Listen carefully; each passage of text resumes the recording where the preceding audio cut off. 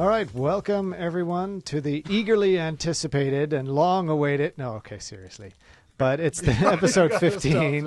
Yeah, episode 15. No, that's fine. Episode 15 of the Dimensional Cascade. Yes, after that raucous introduction, Ricky's sitting here with a craft knife and a miniature, and he's scraping into the microphone. He's like, he complains every week that he has nothing to do while we're talking about tactics and stuff like that. I'm like, here. Prepare this lore master of Hoeth. Yep. Hello and welcome to the show. So we're coming at you again from the dungeon in Shoreline, Washington, and with me in this episode I have Ricky, Tom, Jesse, and I'm Aiden, and we're going to be talking mostly about Glottkin in this episode, and Glottkin came out about 8 weeks ago now. Mm-hmm. Yeah. And has been followed up by Kane, which didn't have any nice models to come out with it, but we'll talk about that a bit in the news section. We are going to review the fluff and the rules in there. We're going to talk about some of the local tournaments. But I think I think before we go into the pit, I want to welcome Jesse officially to the podcast crew. This is like his third appearance now on the podcast, and we asked him to kind of keep coming back because he keeps Tom in line. And I'm glad to have you on the show. And so I want to make sure that it's clear to everyone that Jesse he's a Skaven player who has switched in the last sort of 3 to 4 months to being an undead player. Before Nagash came out, he was collecting this really cool themed like skeletal necromancer type list for vampire counts. Why don't you talk a little bit about that army, because I think it's really cool. Right. So I'm actually a relatively new Warhammer player. I think I only picked it up about a year ago. And so obviously I went with the default, which was Skaven. It came in the box set, and I wanted to roll face on everybody without actually knowing how to play the game yet. It didn't work out so well for me, so I'd always wanted to, start up a secondary army, and the vampire counts were initially what I really wanted to play, but without knowing the rules and always being told they were more advanced, I kind of stayed away from them. But once I got a better grasp of the rules and finally finished painting my 150-aught Skaven model army, I was able to kind of start, an army I actually wanted to build and one that I actually wanted to kind of showcase. And by that stage, you were well versed to painting lots of models, which I was already used to painting massive hordes, so 150 skeletons wasn't such a daunting task. So I probably talked about the army for 6 months before I started putting it together, and the end times was a great kind of jumping board or springboard for that, because the original build there has no vampires, nothing besides either undead constructs, so things like the Terrorgeist or the Mortis engine, just all skeletal stuff. So when Nagash came out, obviously that was a must-have, and the Morghast and everything that kind of came along with that, the Spirit Host, all the ethereal things were a perfect fit. So it was great for me. I could actually make a fluffy army that I wanted to build anyways, and then I kind of had all this new stuff to add to it. Yeah. So it's a vampire counts army without any vampires. Basically, yeah. Or zombies or any of the fleshy things. Yeah. Or anything, yeah. Cool. Yeah. So just before we get started in the pit, Tom, you've also kind of I don't want to say started a new army, but got re-inspired with an old one, which then led you to a new one. You want to talk a little bit about that? Basically, yeah. It was kind of funny. Just before the Glottkin book came out, I think we were talking about chaos and like ranking how we like the different chaos gods and their themes and whatever. And I put Nurgle at the very bottom because I was like, I'm not down with Nurgle stuff. It all just looks gross and weird. And then like the new stuff started coming out for Glottkin. You have no integrity now. Nobody will believe anything I say again. But then the Blight Kings and the Magoth Lords came out, and I was like, oh yeah, that's kind of actually pretty cool. And then Glottkin came out, and you were sold. I was done. It was just like the coolest looking model I had ever seen. Yep. And I got bitten by the Nurgle bug. That's pretty common. I heard. Yeah, Those are exactly. plague We all drones. get a little bit nurgly every now and The again. rot flies got you. Yeah, and I already had a Beastman army that had been shelved for a little while, and then the kind of Chaos After I Legion. spanked it hard with the Oh, bells. after everybody spanked that army hard. No. Yeah, the Chaos Legion rules came out, and I kind of figured that would be a cool way to put Glottkin on the table without having to collect a whole new army. Mm-hmm. Then after that, I was like, well, maybe I do just want to collect a whole new army. So now I'm doing something new, focusing on the Blight King models and trying to put together a tournament legal Warriors of Chaos army that I can use even when the Legion of Chaos is not allowed. Yep. So as long as Blight Kings are allowed, Yeah, as long you're as good. people are going to allow Yeah. Blight Kings, which should be fine because Yeah, they're just a new troop. They're not Yeah. some crazy special character. well, I think we talked a little bit about them in the last episode, but we'll talk a bit more about them because they'll be part of the Glottkin review. Mm-hmm. So after all that, Ricky, you haven't started a new army or anything, have you? Just still working on my dwarves. Still working on your dwarves. Okay. Still, oh my Yeah. God. Actually, no, there's slowest Ricky army actually ever. finishes armies. yeah, they're only move 3. Yeah. But sorry, couldn't help it. No, that's true. If you want to check out the progress that Ricky's making on his dwarves, a lot of that is posted on our forum in Ricky's Paint Log, and when they get to a certain stage, they get posted on the Tale of Painters blog, so you can check it out in either of those places. I have been busy working on Something secret. mostly, actually, I've been working on secret stuff, but the little bits that I've been doing are to get an army for my son on the table. So my son is 9, and he's been slowly collecting Empire with the instructions of you have to get all of the models assembled from one box before you get another box. Mm-hmm. And You hold them to a higher standard than we all hold ourselves. so I don't have to spend willy If I nilly. impose that on myself. Yeah. So, I've done a little bit about getting him a high elf army on the table because I had a whole bunch of old high elf models sitting around. So just getting the last few bits and pieces for that.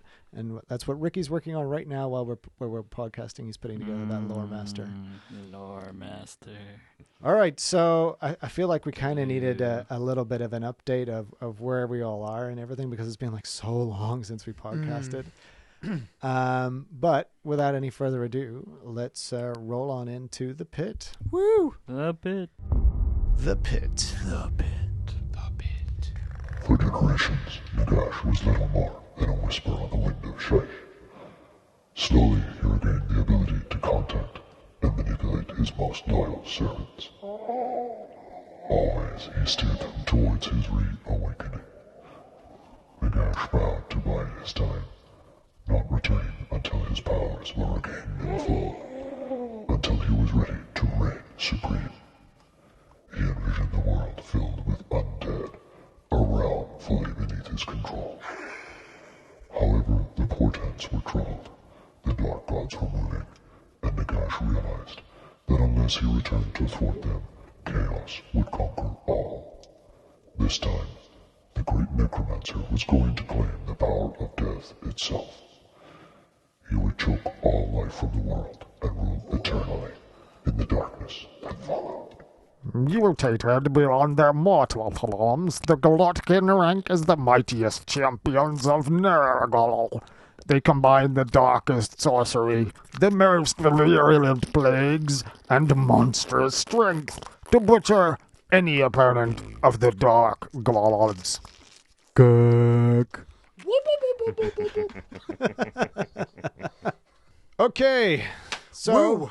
the Glottkin After those versus fine introductions. Nagash, We've got Supreme Lord of the Nagash. Undead. Nagash on one side of the table, Glottkin on the other. Yep. Nagash beautifully painted, by the way, by Jesse. Yes. Glottkin in a state of semi-paintedness. Yeah, he's looking pretty good. He like looks the good. The riders- the Gurk ri- on the bottom is Yeah. looking pretty good. He needs some work on the horns. The riders have nothing on them. Yep.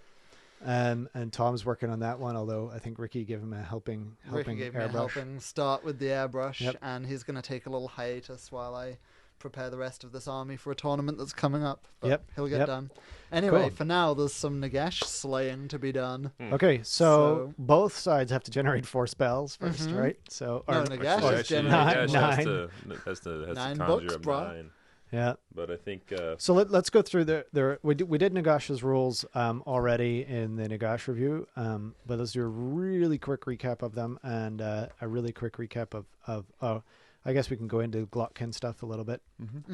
Okay, so Nagash, 1,000 points, mostly 7s in his stats, and we'll come to that whenever we get there. He can choose from 4 different lores and gets 9 spells: death, light, nehekara, vampires, and undeath. He is death magic incarnate, which doesn't really apply in here other than to say that it's only the stuff that he summons, if he summons anything or anything undead around him. Arch necromancer, so he can reroll his miscasts. Yep. Supreme Lord of the Undead, so he can triple the amount of stuff he can summon. Causes terror, he's undead, he's a large target.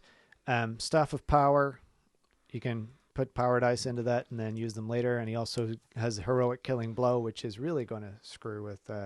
He has Heroic Killing it's Blow. only here killing blow for you can use a power dice. Every power dice you save, every power dice you can cash it heroic into 1 attack. Killing Blow. Yeah, so if you get a nice magic phase, you never know. Or any magic phase. Yep. So he's got 4-up armor, 4-up ward, 9 books of Nagash, which give him the 9 spells. The first of which is always the Lore of Undeath signature spell. So he gets 8 others. And then he has Zephet Nebtar, the Mortis Blade, which gives him +1 strength and multiple wounds D3. So he hits at strength 8. Hits at strength 8. Wounding on 2s then? Yeah.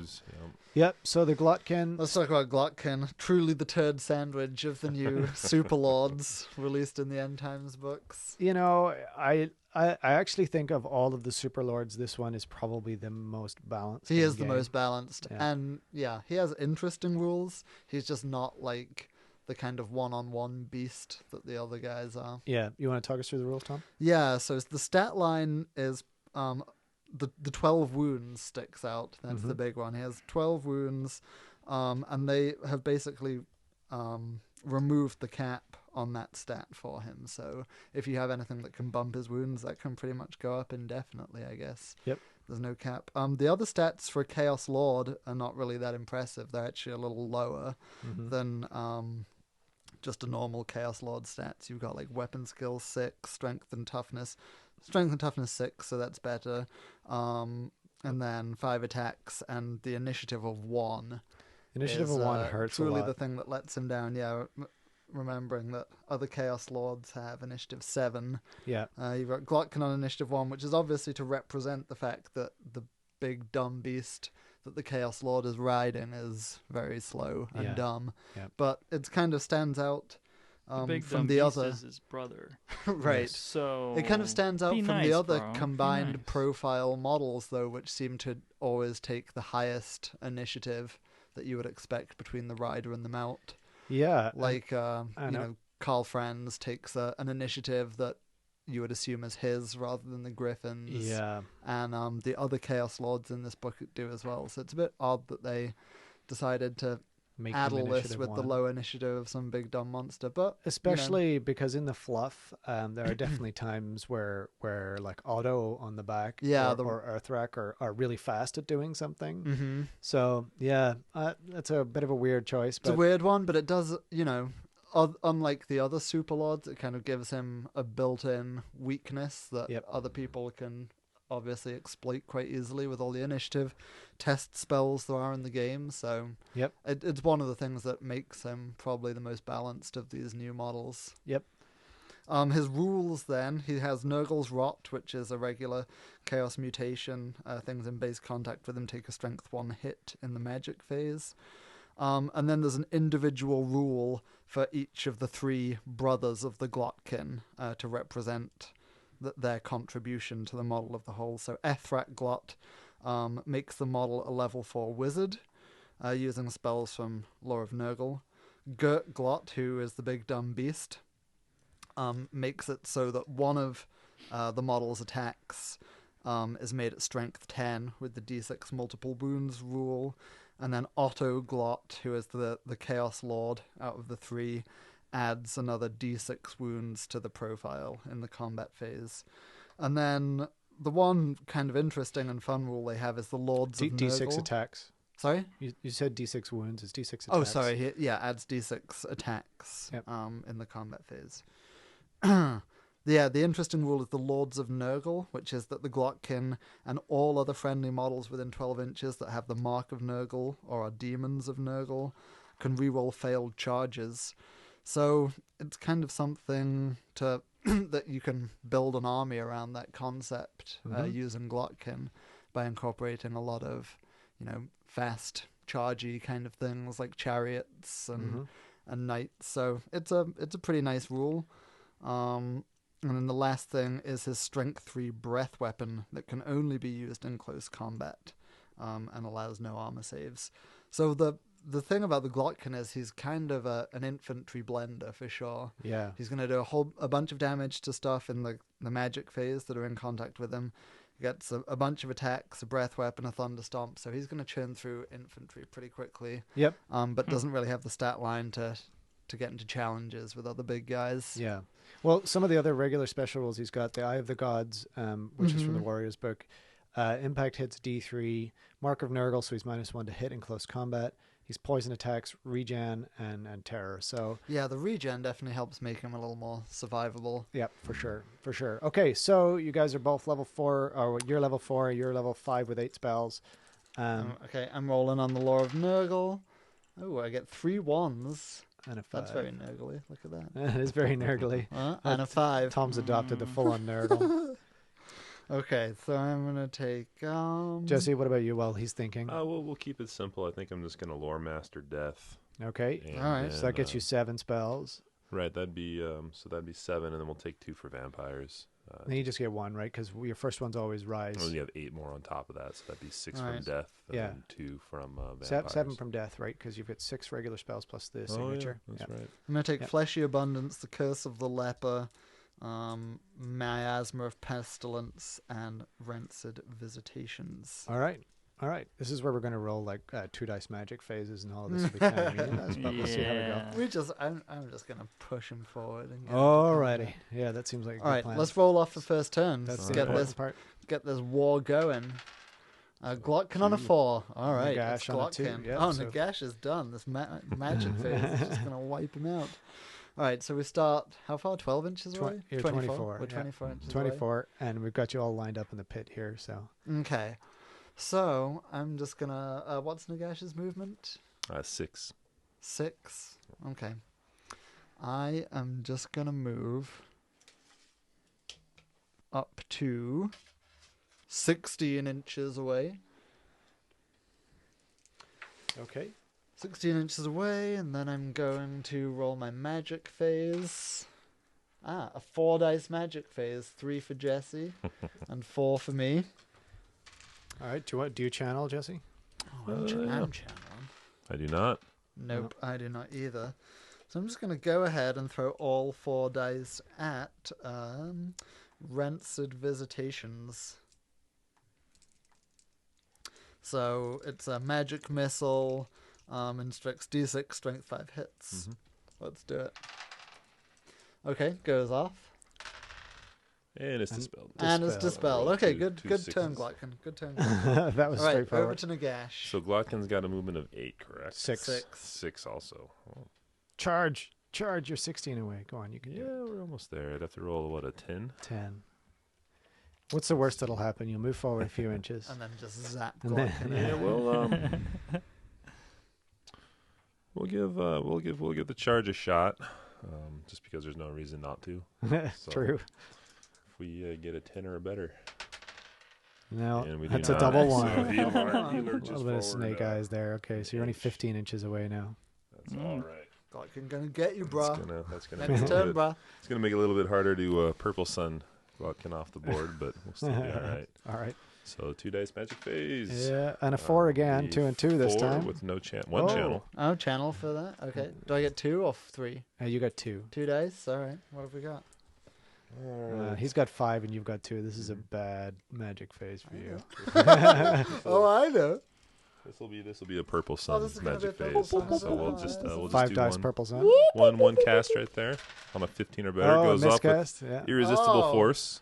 Oh, All right. Nagash is going down the hole. So Well, let's resolve the That'd be spell hilarious if you That'd be both nice. disappeared off the well, board. now he does. Now Nagash does have the special rule. You can re-roll miscasts. He can. as being, Yeah, so you've only got a 136 yeah, but chance. there's a of, special rule, Jesse. I'm not sure if you're aware of it. If you actually get Dimensional Cascade in the pit, you auto-win the match. That's So- true. Oh, there we go. But Okay. first of all, we resolve the spell, right? All Yep. right, Before Yeah. seeing so what your it's gonna miscast go, is. it's going to go in artillery's dice distance. I don't think we have. We just Uh, roll one- roll a d6, and yeah, on a 6, it's a six misfire. is a All right, misfire. so we got a 2, so that'd be a 4. That would be a 4. Times 3, so he's going to go forward 12 12 inches with inches. the The big purple sun. template. Yep. So, and it's a 5-inch template, which Mhm. means it's 2.5 inches in radius. So This being- I don't have a big template in front of me, but 12 inches plus 2.5 inches is only 14.5. So it's not. And we're it's not 15 bad. inches 15 apart. inches apart. Half Well, an it inch starts away. touching the base, so it has Yeah. to go, right? Yeah, it starts touching the base. So it starts 2.5 inches out. Yeah, yeah. Also, it would hit him. Yeah. So it will would hit hit him. him. It So will he hit would him. be- he It would will be hit hit. him. So on. Dang. Well, let's see. All Let's right. see if. Let's see Let's if. okay, Glotkin's gonna take his initiative test. Anything This is but gonna a be initiative 1. So. Okay. Go on, Tom. You can do it. I You can got do this. it. You I got it. this. You got it. Glotkin, you're my boy, Glotkin. No! No, on a 4. On a 4. Off he goes down Alright. the hole. This pit Yeah. highlighted the fatal flaw Yeah. of the Let's see, Glotkin. let's see what happens in the gash. So he would get a Calamitous 6. I think that's detonation. Calamitous detonation. So Reroll.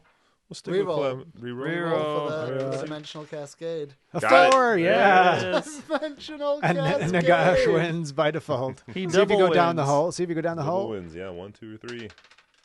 And he's gone on a 2. No! Yeah. That's a triple win right there. That's so much win.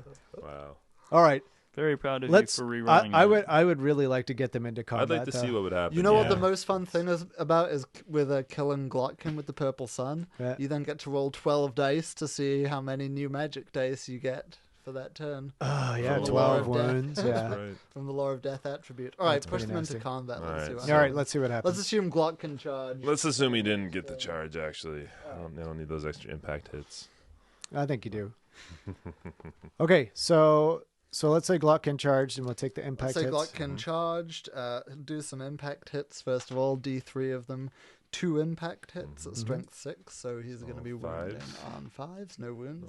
All right, And then double Nagash fours. hits first. All right, so he's at initiative 6. Yeah, you didn't save up any power I didn't dice save up 'cause any you were city too power busy dice. I purple was sunning too me. busy, too busy killing you the first time. So let's see if I can do it the Let's see if old-fashioned way. Nagash triple wins, yeah. Yeah. From the Attacks. purple sun that So Dimensional he'll Cascade. he'll hit on 3s. No, 4 is because of Mark and Nurgle. marks the nodal, yeah. Yeah, so you got 3 hits there. 1, 2, 3. Strength 7 plus 1 for being sword, so it'll be on a 2 or better. For wound. 3 3 wounds. wounds. Okay, 3 You're gonna get regen your saves. 3 regen saves. Make one of them, so I'm down to 10 wounds. D3 wounds each. Oh yeah, so, D3 wounds each. So Ooh, 5. 3, 4. So you're down to wounds. 7 So I'm down to wounds. 7. Oh, it Yes. doesn't matter. This is happening now. So let's see how many attacks the Glottkin has. He has 5 plus 2, so 7. And Alright. one of those is the tentacle attack, which I'm rolling with a different colored dice. So these all hit on 4s. 4s, yeah. The tentacles hit, All right. And 4 more hits. and 4 more hits. All So right. Roll the wound. the tentacle is strength 10. Let's see if that wounds. No! Now you get a 1. And then the other ones. Oh my gosh. Triple 1s. Nurgle's Triple not- ones and a 2. A whole lot of nothing. Wow. Man, you're so on fire tonight, Tom. Real proud of you. Real proud Alright, of you, man. Nagash. But Tom to get the charge, so he would. I got the charge, but I lost. Oh, Glottkin might run away. We decided that Glottkin runs away like Zoidberg. Yes. Yes. He pretty much is Now, Zoidberg. is he stubborn or? No, No. he's not stubborn. No. He's just leadership 10. So what? I got a charge. You got 5 wounds. So I've lost by 4. Mhm. So I'm taking a test on a 6. Let's see. Glottkin's running. Running away. He is Oh. running, and he's running 10. 10 10 inches. All right, Nagash will pursue a course. Doesn't for catch him. 6 months or 6 inches. Yeah. Doesn't catch All right. All right. I think so this has gone that's pretty much good. That's good, squarely yeah. against Glottkin. yeah. I mean, Nagash is a tough Nagash has the magical superiority and the combat superiority, so it's For not, sure. not a Glottkin friendly no. matchup. But Nagash gets to stay in our ultra heavyweight category because True. Well, next time he gets splatted by Carl Franz, maybe. Carl Franz, I think, is going to come in and show Nagash what's what.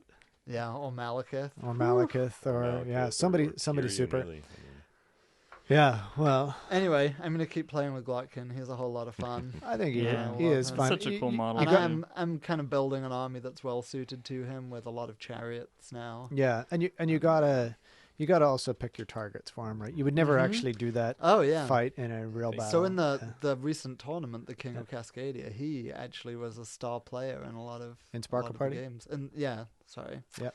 Sparkle Party. Getting Yeah, he ahead took of on a yourself. whole unit of knights on his own, just annihilated them. Cool. Oh, you forgot to do your automatic strength one. And I hit. forgot to do the breath weapon. And the breath The weapon. mighty strength 3 breath Yeah, weapon. but even still, I'm pretty sure you're be Zoidberging most Yeah, of he those, was he was bested in that matchup. now, All right. as a general to your army, I know they never ruled him as a large. They never ruled him as an actual large target. Yeah. But does he That is have ridiculous. a 24-inch inspiring presence? Was No. that ever? No. He has a So 12-inch inspiring presence because he's not a large target. 12-inch, and then it would be 18 if he's a large target. There's a few that have a 24 as a special rule. It was kind of funny at the tournament playing against a Nurgle Demon Prince who is about a quarter the size of him and yet is a large target. Wow. And Glottkin is not. Yeah, It's that's pretty weird. ridiculous. Yeah. Yeah. What is it when you put a great unclean one beside Yeah. beside the Glottkin Yeah. model? It's pretty ridiculous. Okay, that was the pit, and we I are. still love you, Glottkin. That's kind of unhealthy. Let's Let's Glottkin rides shotgun. Glottkin.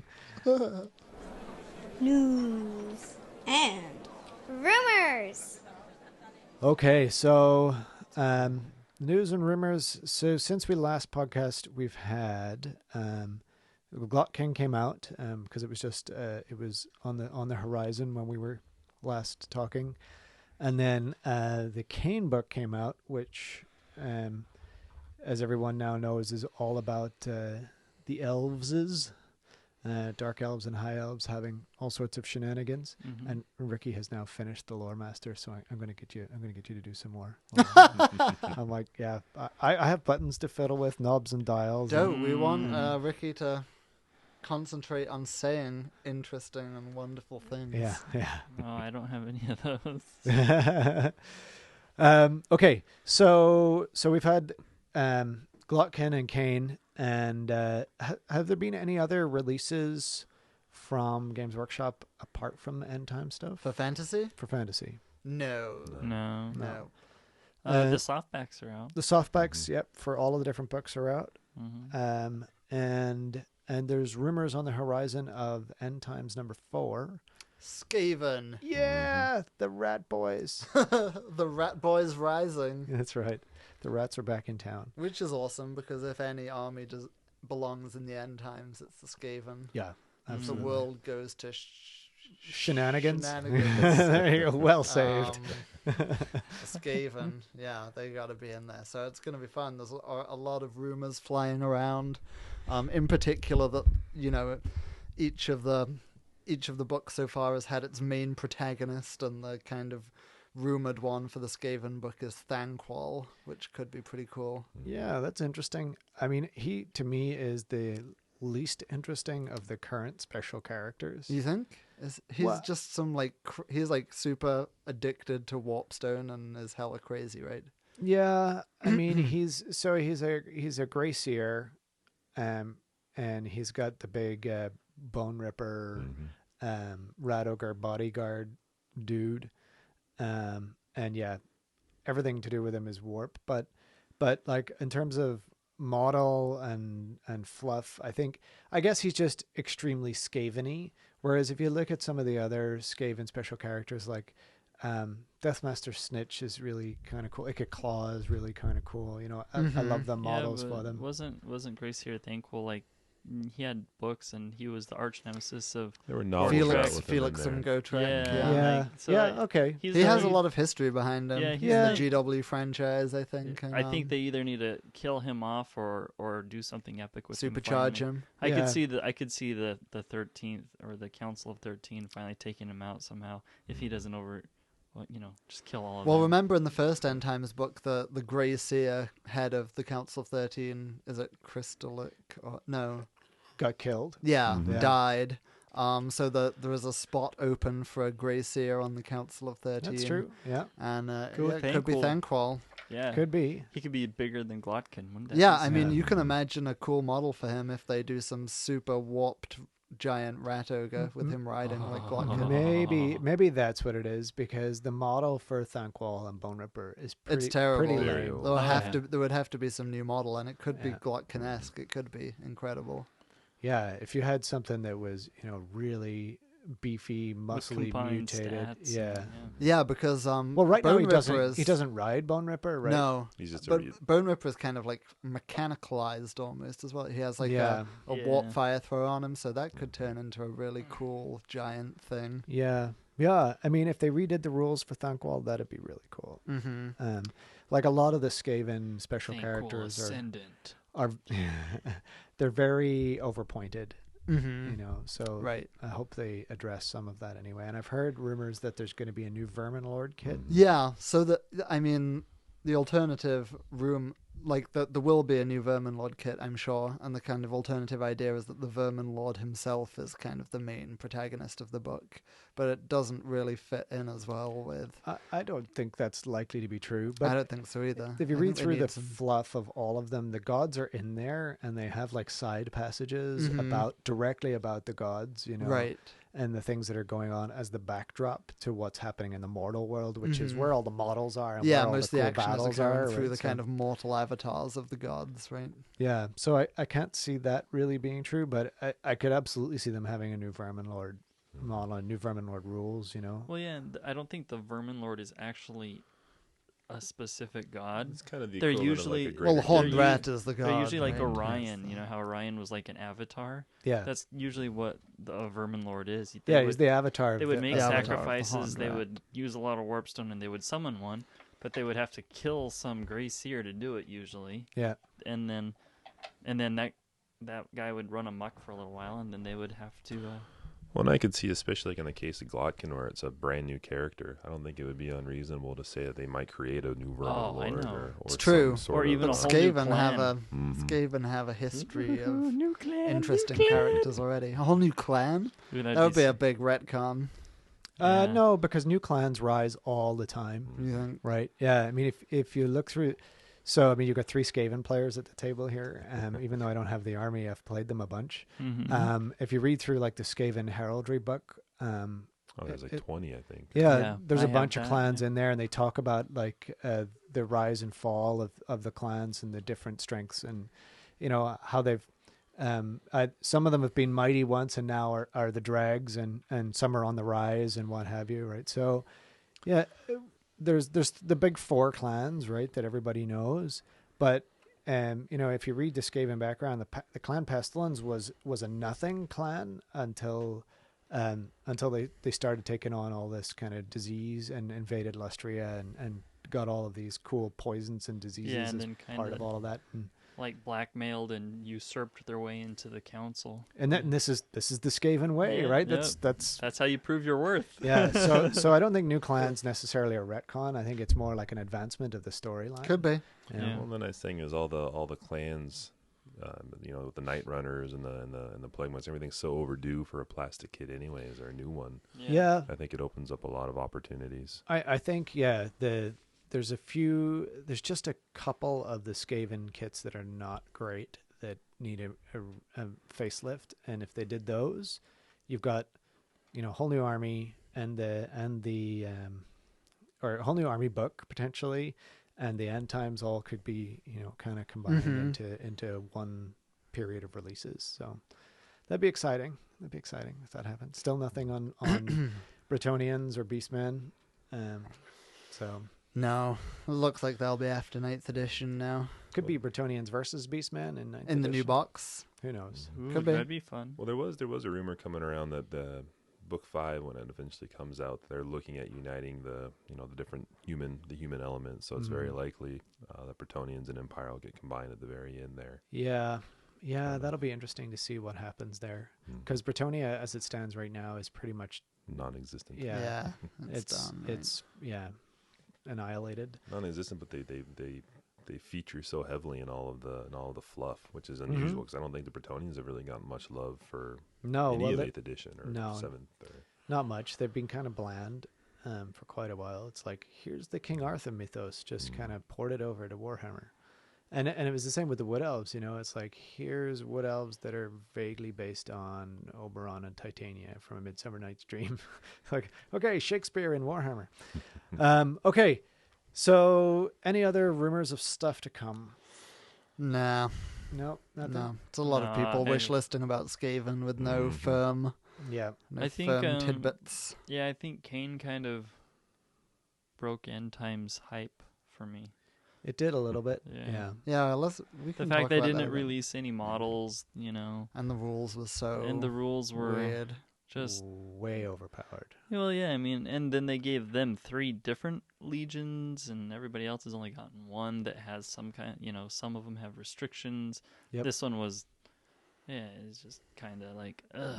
Yeah. So they basically took 2 of the most powerful armies in the game and mixed in the Wood Elves, which is arguably still a powerful army, and said, go to town.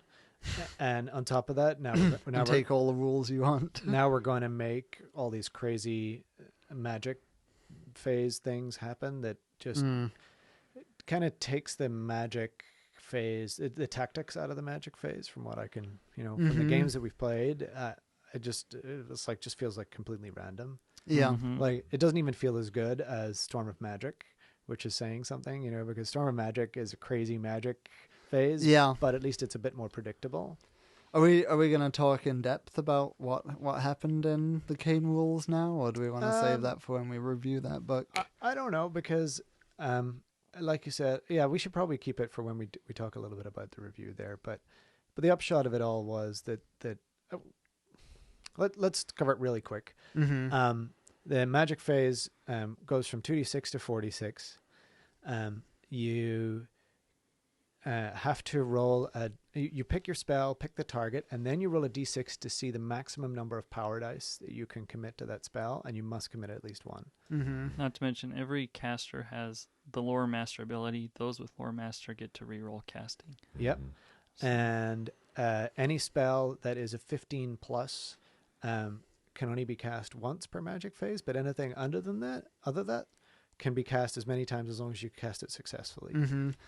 But I think we were all playing that wrong, because we were saying a successful cast is as long as you meet the casting value. Yep. Then it's successful and you can keep casting it. Yeah. But I read all these arguments online about what constitutes a successful cast, and there's some wording in the main rulebook that suggests a successful cast is only something that is not then dispelled.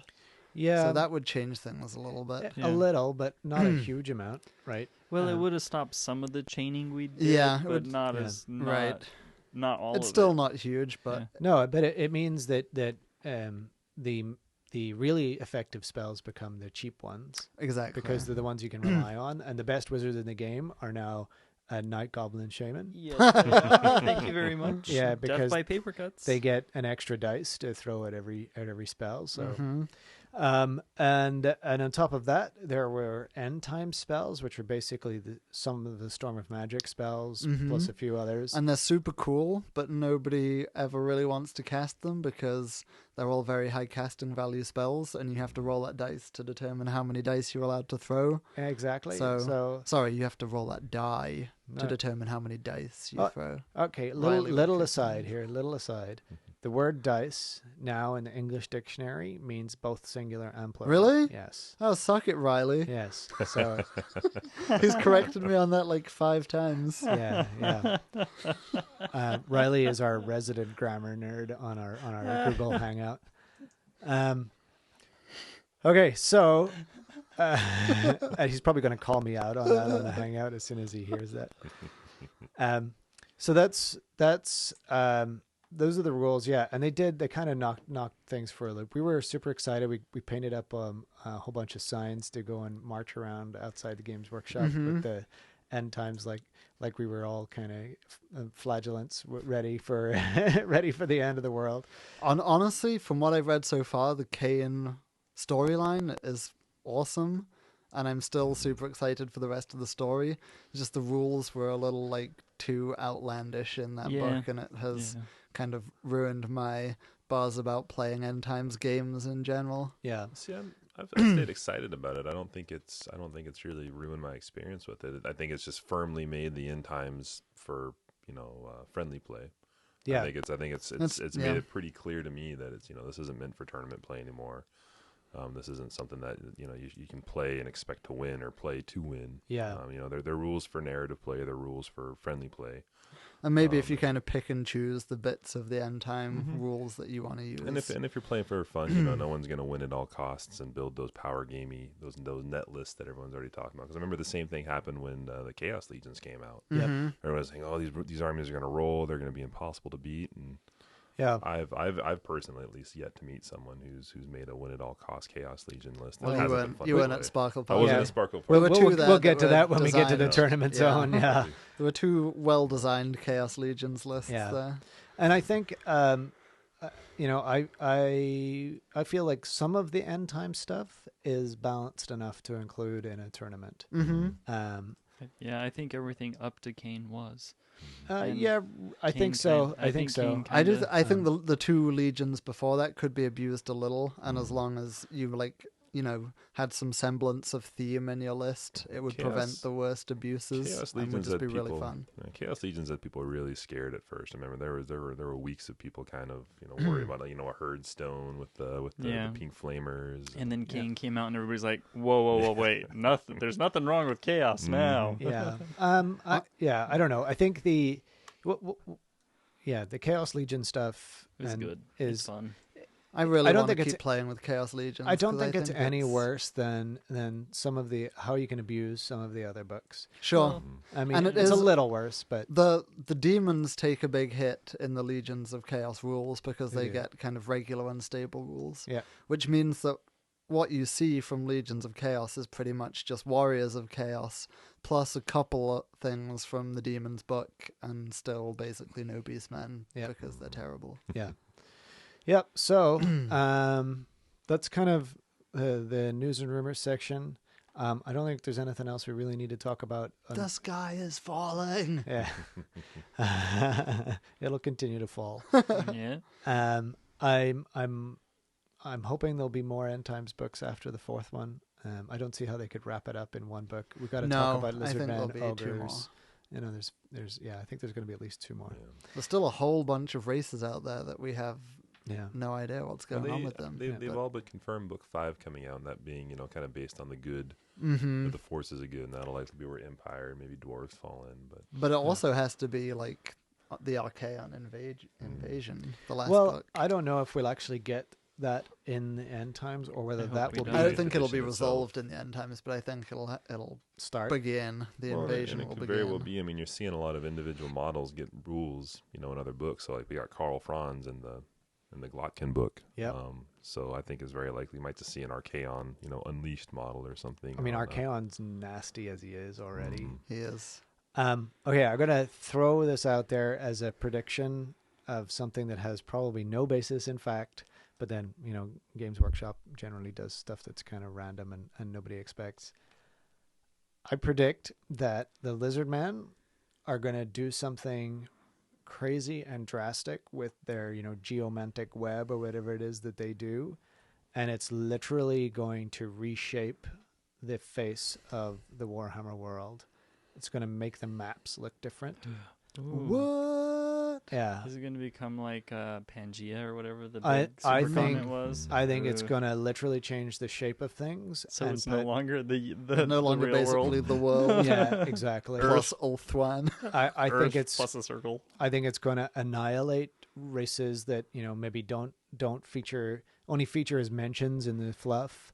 I think they're literally going to cause huge upheaval. I think a big part of what they're doing in the End Times is like shrinking that world down so that all the exciting stuff is happening in the old world. Yep. Like a lot of all the different races, you've been introduced to the fact that they're on the move. Yeah. like their homeland is being decimated, whatever. And I think they're pushing all the races into a smaller geographical region. I agree, and the lizard men have already been tipped as leaving Lustria. The Ogres ogres are have left, leaving. Yeah. and dark elves have left Nagarite. Yeah. I can see that whole. Neokara has been emptied of all its skeletons who are marching Exactly, with Nagash. exactly. And So I could see everything taking a huge physical upheaval, geographical upheaval. And I think if you see anything about the Lizardmen, I mean, I think you're most likely to see it in the next book that comes out, because Skaven have always been one of their biggest. Yeah, I can see the next book having Skaven, Lizardmen, Dwarves, Orcs, and Goblins, right? Yeah. Those are going to It be should the do. races in there. You So. see, we can finally see Oh, Mazda man, I'll be Mundi. overwhelmed.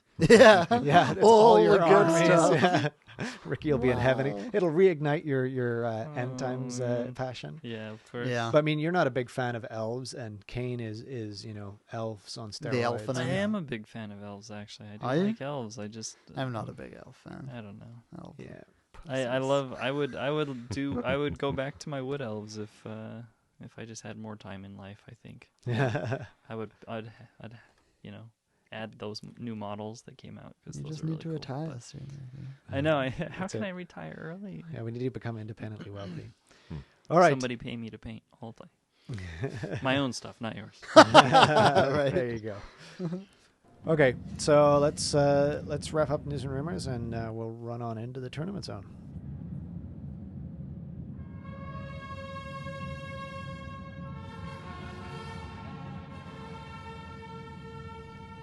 The Tournament Zone.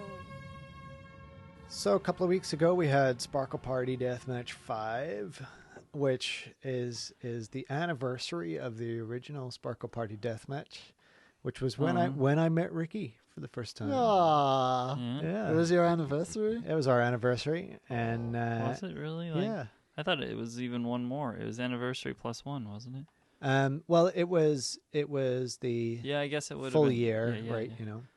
Except that it actually was delayed several months because of the venues. True. Yeah. So that was unfortunate. The venue wasn't built. Yeah. So, we talked a little bit about what the rules were in the last one. So let's, Tom, you were there as a player. I was there as a player. Jesse, unfortunately, had to work.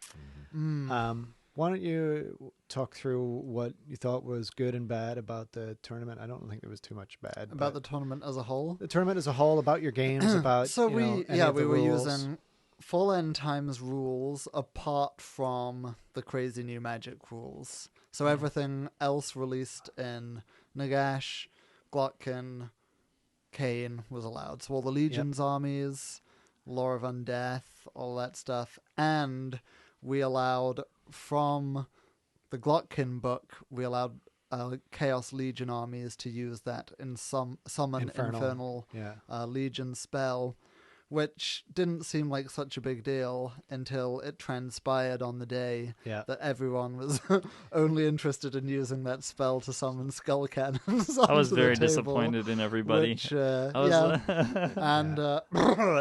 was involved in that tactic a little myself, or was planning to. I never actually managed to summon a skull cannon in any of my games, because I was running the famed combination of a whole lot of beastmen with the Glottkin. Which I think is just an awesome combination. It was an awesome combination, but I think I only got like 4 magic phases in the whole tournament because Glottkin kept dying. So the standouts for me were the hidden scenarios on the cards were fantastic. We had 8 cards that looked a lot like the battle magic cards, and on one side was the scenario, and on the other side was how you reported your results. And I think that mechanic works incredibly well. Yeah, so it you- forced people to turn it in as a little score sheet afterwards. Yep. And you picked your scenario at the once you'd rolled off for sides, I think was when you picked your scenario, and then you kept it hidden until the end of So the scenarios were really interesting and definitely added a lot to the game. So just running through the ones I can remember using, I had one game in which there was a river across the middle of the field, and I deployed in I had a deployment zone that looked like I was going to be able to control one of the bridges pretty well as long as I played my cards right. So I used the mission where you have to hold either a building or a bridge. And it played into my strategy a little bit, making sure that I got my general on the bridge at the end of the game. To get the extra points. To get the extra points. In the second round, I got drawn against an army that I just literally knew that I had no chance of beating. It was one of the super nasty Chaos Legions lists that was at the event. That actually won the tournament. It won the tournament by a long way. And it had all of the nasty things you can combine from Chaos armies. A Flying Doombull with 3-up ward save, Zeech BSB with 3-up ward, reroll 1, Nurgle Demon Prince Chimeras, Herdstone surrounded by pink horrors. I knew that I had literally no chance in hell of beating that army, so I played a card in which you could gain points by actually losing the game as long as you managed to have at least a model left at the end of the game. Yeah, it was called Heroic Last Stand. Heroic Last Stand. You had to have at least one model. So you got on the more table. and more points for the worse you got beaten, up until the point where if you lost all your models, you could no longer get any points. Yeah, so it keeps people from just conceding. If they concede, they get 0 points. Right. If they get tabled at 0 points. If they get tabled, 0 points. But so if they put up a fight but just lose because they're outmatched, then you can get some points. So it's your it was your rock, paper, scissors counter. Yeah. I played that card. I tried to put up a fight, but unfortunately I was so outmatched that I lost every single model. Glottkin himself got purple sand off the table turn 2, and the rest of the army just folded. And I ran into that list as well and lost every single model too. However, I put a lot of that down to the fact that turn 1, I lost my Screaming Bell to a dangerous terrain test, which immediately takes away the 2-up ward that the Gracier has against death magic. Sure. And straight away he was death sniped off, and there was no magic phase for me for the rest of the game. So it was kind of an unfortunate event, but I still think it would have been a really tough thing for me to squeeze any points out of that list. The saving grace of that list is that it was beautifully painted and played by Riley, who's a fun guy to play against. So I still had a lot of fun in that game. Yep. And then in my third game, I played against another Beastman list, and I used a scenario card that forced me to get as many units as I could into my opponent's deployment zone at the end of the game. So we were using also kind of a random deployment system in the game where you would roll 2d6 and that would determine whether you deployed using regular battle line, battle for the pass, or meeting engagement. Yep. So in my third game we rolled for the meeting engagement where there's obviously massive deployment zones, so I thought I would take play advantage it smart and try and use my deployment zone card in that game. Yep. So the cards were great because when we played them after rolling off for decide, but after rolling off for table side, but before deploying. That's right. So you could kind of scan out the scenery on the table and where you'd be deploying, and then kind of formulate a strategy around this card, and I enjoyed it a lot. Yep. Yeah. So I think the only thing that I really didn't like in the whole tournament was the infernal summoning, because I ran into two lists where there were both extremely hard lists already, and then they would bring in skull cannons, and it's like, okay, well, I've got A-bombs that just die to skull cannon fire, and the skull cannon, at 110 points is a very nasty choice in a demons list. It's a very nasty choice in a Warriors of Chaos list, but being able to cast a spell and just bring one on before the shooting phase, and then shoot with it.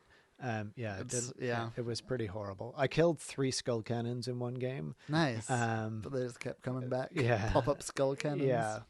So the reason I don't think that the Warriors list is terribly broken, like the Legion list itself. I said I got tabled in one, there was pretty bad luck in that. But in the other one, I got a 10-10 draw, even after I lost my Gray Seer to a Skull Cannon. And that was another turn very one. tough list. Yeah, another very A lot tough of list. disc riders. Yep. Um, All the best stuff from the Warrior. It wasn't the Pink Horrors around the Hearthstone, but it did have this. That was the one that was played by Matt Beasley. It did have all of the nasty stuff from Warriors in there. He had a Skull Cannon on in his in the actual base army list, list to begin and then with. summoned another one. Yeah. So, I'd be happy enough to continue to see those Legion lists. I would like to see something along the lines of, if you take a Legion list, you must have at least 50% to one god or something like that, as a way to Just to impose a bit of theme. impose Hopefully people will impose their own theme if they're going to run a Chaos mostly they Legion. do, yeah. But it's not a huge deal to me. If I want to play in a super balanced tournament, I would not start imposing those kinds of rules in it. Sure. I'd do something else. You just do Swedish instead. Do Swedish or something. instead. Yeah. Okay, so you want to talk a little bit about Sparkle Party 6? It's coming up next year, Ricky. Sure.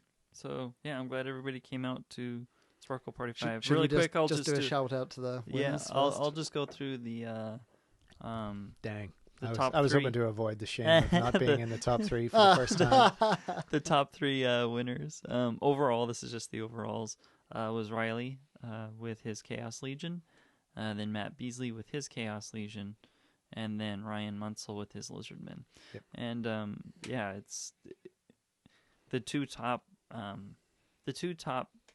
players were using Chaos Legions, but to be fair, And skill summoning. and skill cannon summoning. But to be fair, those two probably would have been at the top table with any army they had. Yep. So They're I'm both not really very good sure. players Yeah, anyway. I find it really hard to blame that on Chaos Legion.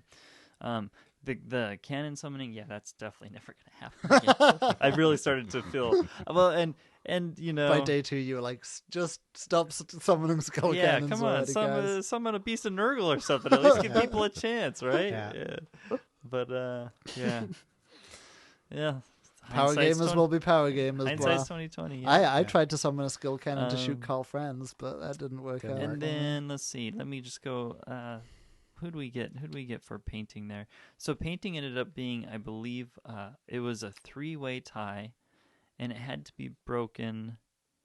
I believe it went Riley, then Josh, then Soul. I can't remember how, but yeah, they literally had a 3-way tie, and I had to break it based on Josh took home the gold. the gold. Yeah. Okay, yeah. Oh yeah, he did. Yep, it was Josh. Yeah, because he posted on Facebook after with his 2 gold medals. Yeah. He got one for best painted and one for player's choice. Or Yeah, something like yeah. that. He ended up. Yeah, he cleaned up on the painting because he's got a really cool VC army that was really well done. I don't think any of us have seen that before. No, I hadn't seen it And either. it was clean, good, clean army. Yep. Well done. So, crowd pleaser. Yeah. So yeah, it was. I had a great time. I don't think I ever want to do a 1-day event again because the 2-day events, you set up one day, then you can go home early that one night and come back, and then you worry about breaking down the next night when it's not so late. And it's just it spread it out in a way that Less was stressful. Yeah, and made it a lot easier for me to judge painting. I had so much more time to judge painting, and to hound people who didn't turn in their sheets. Like in the past, if people don't turn in their sheets, I didn't notice until the next day when I was going through everybody's results. I could go through stuff that night and be like, okay, I gotta hound these 3 people tomorrow morning to give me their sheets. So that helped a lot. So Yeah. and the new venue was awesome. I really liked it. Agreed. Yeah. So, so let's talk about 6 now. So, 6, excuse me. Still getting over a cold here. 6 is going to be the 2,500 points. It's going to be April 11th and 12th at Cafe or Mock Sporting House in Bellevue, Washington, which is basically Seattle, just across the water a little bit here. And it is 2 days again. What else does I need to tell you? I need to tell you that it's Regiments of Renown. So what this is it's kind of going back to what I did with the Sparkle Giant. where everybody gets to take a free thing on top of their normal army. In this case, it's going to be a regiment that is going to gain rules and abilities throughout the tournament based on how it gets used or how well you use it in your games. So they get to level up. Yeah, they basically level up. And so if you treat them right, you use your army to support them, and you achieve your scenarios with them like you're supposed to. Then by game 5, you have a little Death Star. Yeah, you could have a nice little infantry Death Star. So what it is, it's 29 models with full command.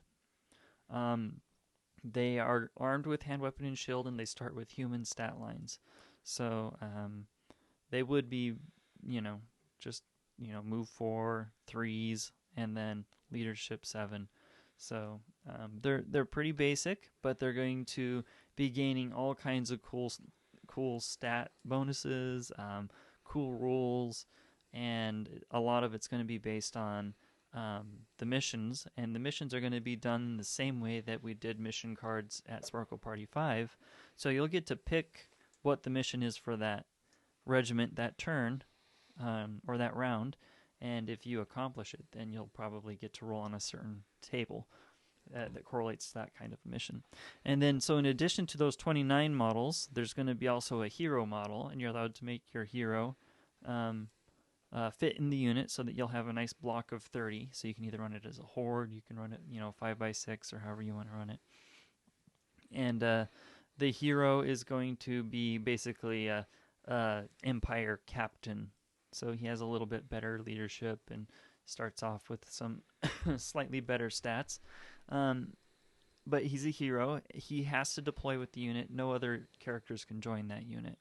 So if you don't work to support your Regiment of Renown by the end of the tournament, they're probably still going to be lame humans. You really support them, play smart with them, and work to level them up, then they'll level up pretty fast, and you'll have a little beast mode unit at the end. Cool. And the cool thing I wanted to do is people can model them however they want. They just have to represent infantry in some way. They can be on any base size you want. Yes, you could do it with Blight Kings if you wanted to have a movement for a unit that's 30 models. 30 models. 30, 40 by 40 yeah, models. it would be huge, and just trying to wheel would take you half the game. So, but you're welcome to do that. So you can do 20s, 25s. It just gives people an opportunity to be like, oh, I'm really interested in doing a unit of Savage Orcs because I love the models, but I probably don't want to do a whole Orcs and Goblins army. So now they can go ahead and do that. If you turn up to the event without a Regiment of Renown, then you don't get to play with them. So yeah, everybody else is going to have another big infantry block, and, and you won't get any of the mission points because you don't have it. So you can still play for battle points, but it'll be just like Sparkle Giant. If you turn up without something, then there you go. Yep, and they'll be your entry into the painting competition. Yes, so just like we did with the Sparkle Giant, because I really like that with the Sparkle Giant. The painting contest was crammed full of entries because everybody built a giant because it was free. So this should be kind of the same situation where everybody's building a unit, and so everybody should be able to participate. So there you go. All right. April 11th and 12th. I think that'll be an awesome tournament. It's a fun concept for sure. Oh, comp will be also changing just a little bit. What we're going to do, this is all subject to change depending on what happens in the next, End Times books, but you will be allowed to do a legion, like one of the legions from the books, or you'll be able to do mono book with Storm of Magic, Monstrous Arcanum, all those other things bound into it. So it's going to be an either or. You can't do both. You can't take a legion plus bound stuff anymore. So we're going to kind of do a little bit of dancing there. So yeah, that's cool. I like that. Yeah. So you can take your Kadai Destroyer in your mono Skaven list if you really want to. Yep. So you're gonna the Elven legions are in. Yeah. But we're yeah. ignoring the rule that says whenever you use an Elven Yeah, Legion, you yeah. have to use the end times magic. Yeah, we're not rules. going to use those end times magic rules. No, it'll be basic.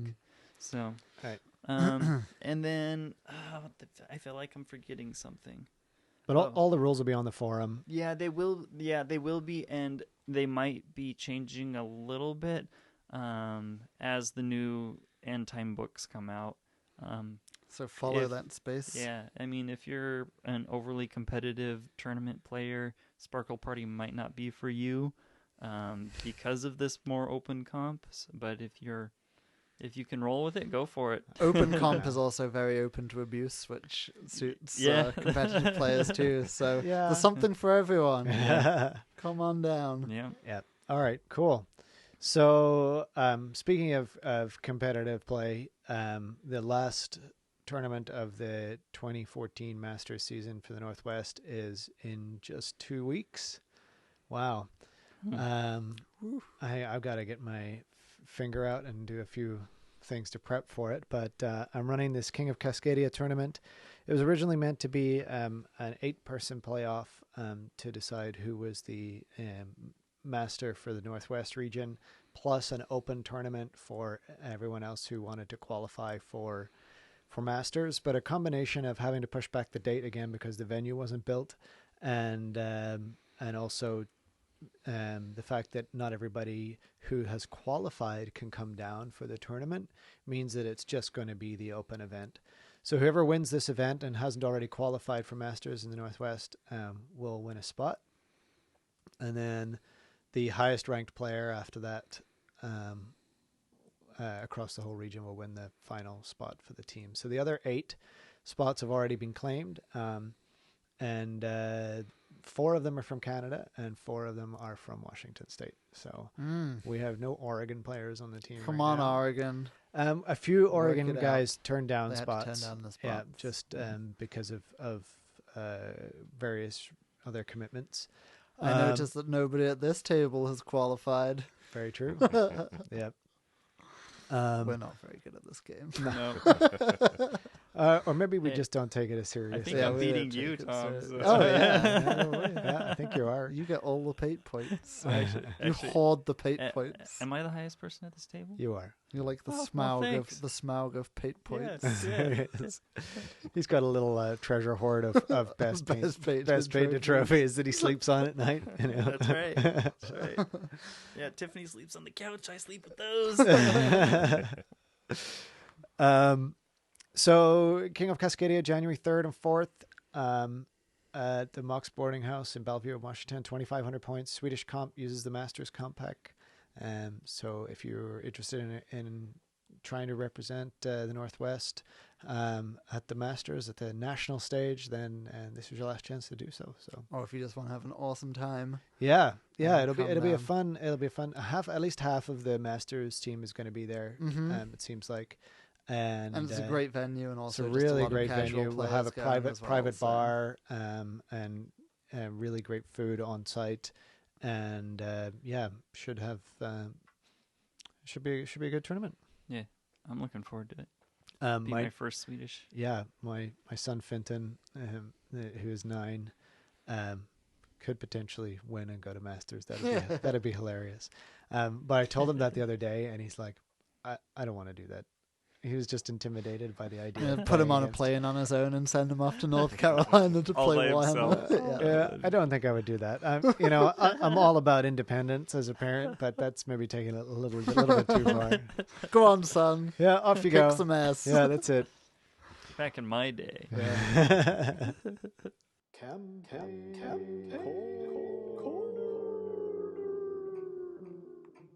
So, Glottkin, book 2 of the End Times. I'm going to summarize it real quick. Mm-hmm. Nurgle comes to the Empire, kicks some butt, wrecks a whole pile of the stuff. The Beastmen join in. There's a big fight at Altdorf, and lots of things die. The end. So that's kind of the summary. Like the Empire at the end of it is wrecked. and Nurgle has made a huge impact by killing a whole bunch of people with a plague. You know, they've taken out so much of the population. This is at the end of Nagash. At the end of Glottkin. Oh, at the end of the Glott. Yeah. We've got all the way to the end of the Glott. Well, I'm just like summarizing. All right. summarize. This is what happens. So we'll go through. What's that? I just said, keep up, Tom. Tom's too Glottkin, busy we're reading. at the It's end like, of oh, it. I found this bit that I forgot I read before. Okay, so let's go through the fluff. I don't think like. So speaking in general, it didn't grip me in the same way that Nagash did. Me neither. Um, Or in the way that Cain is now.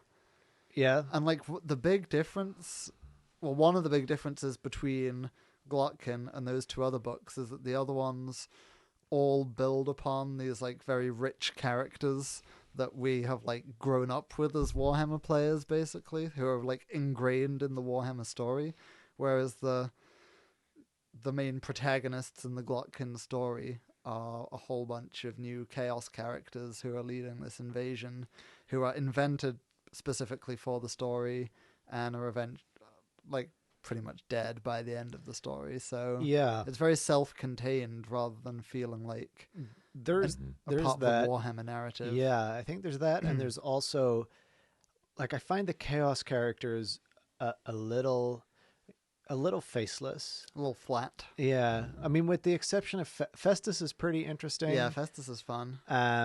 But like, really, the Chaos characters are all just like, "Rawr, Chaos!" Right, and it doesn't. I'm crazy. So the Glottkin, it gives a little bit about their background. So Yeah. Glottkin, just to introduce this character, it's Yeah. these three brothers who grew up in Norska with their parents kind of emigrated from the Empire to Norska to try and like bring religion and like medicine or whatever to the wild Norskan people, and then that was all good. And then in some Empire raid, their parents ended up getting killed, and they just went kind of crazy and went native with the Norskins. yeah, went with the Northkins. But even at their birth, actually, there had been something that their mother was dying in childbirth, and their father prayed to all the gods to help his wife survive, and the only god who was listening was Nurgle.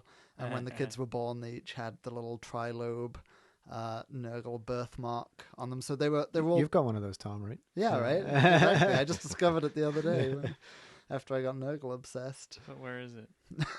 You don't want to know. You don't want to. All right. But where is it? Yeah. So Back on topic. yeah. So So they were touched by Nurgle from birth, but they only really start to embrace Chaos and Nurgle once the Empire has killed their parents, and they just completely devote themselves to Chaos and the idea of reaping ruin on the Empire.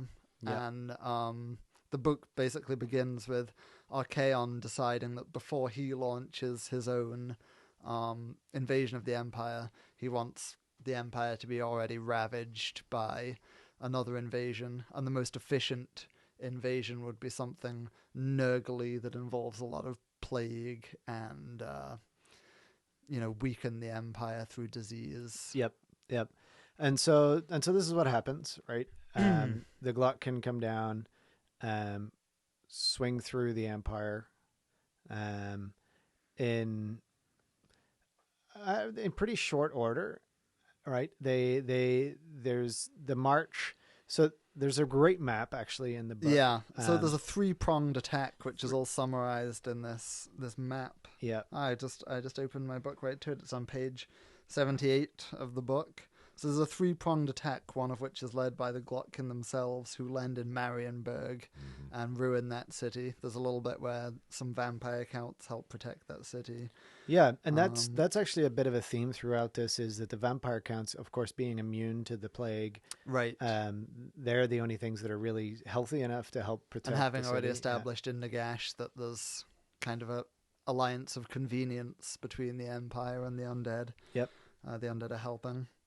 The other 2 prongs of the attack are led by more new characters who have been invented for the story. Mhm. There's the 3 Magoth lords, and they launch a kind of covert attack on the city of Talabheim. Mm-hmm. It's basically just the 3 of them to start with, and then they pick up a few more followers at the Brass Keep. Yeah, and I think that they are the ones that they're in there they pull in the Beastmen. They pull Right. in the Beastmen, yeah. And then the Beastmen pull in pull in the demons, right? Who pulls in the no, Beastmen? the Beastmen join the tentacle. Oh, lord, Guttrotspume, Guttrotspume, who's and another his- character that's who's another invented, new character who leads the 3rd prong of the attack, You're right. which heads pretty much straight for Altdorf, but is waylaid by some goblins in the Drakwold, who they Right. butcher.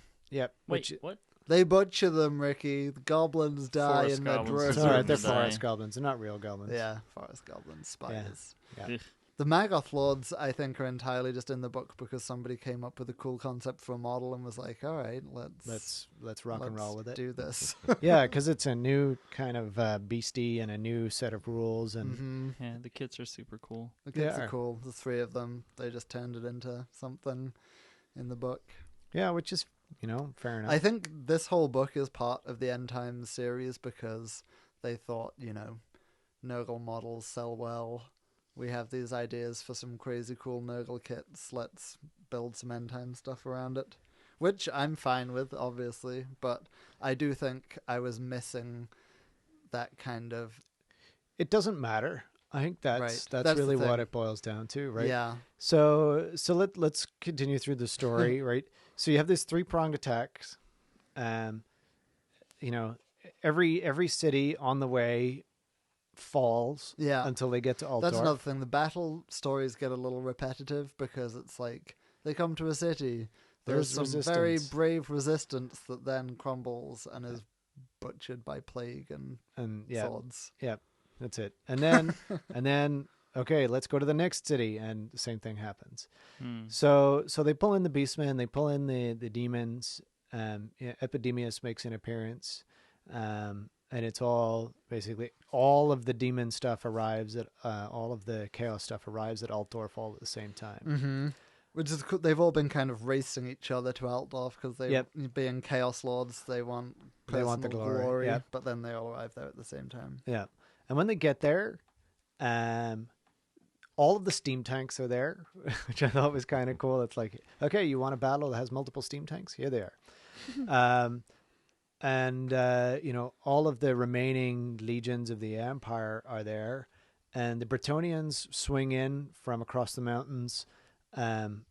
Literally, Leon Leoncoeur was at the head of every knight who was able-bodied, who was not a Grail knight, came on this Why crusade. were the Grail Knights not there? Because they guard all of the holy places, Oh, so they don't leave.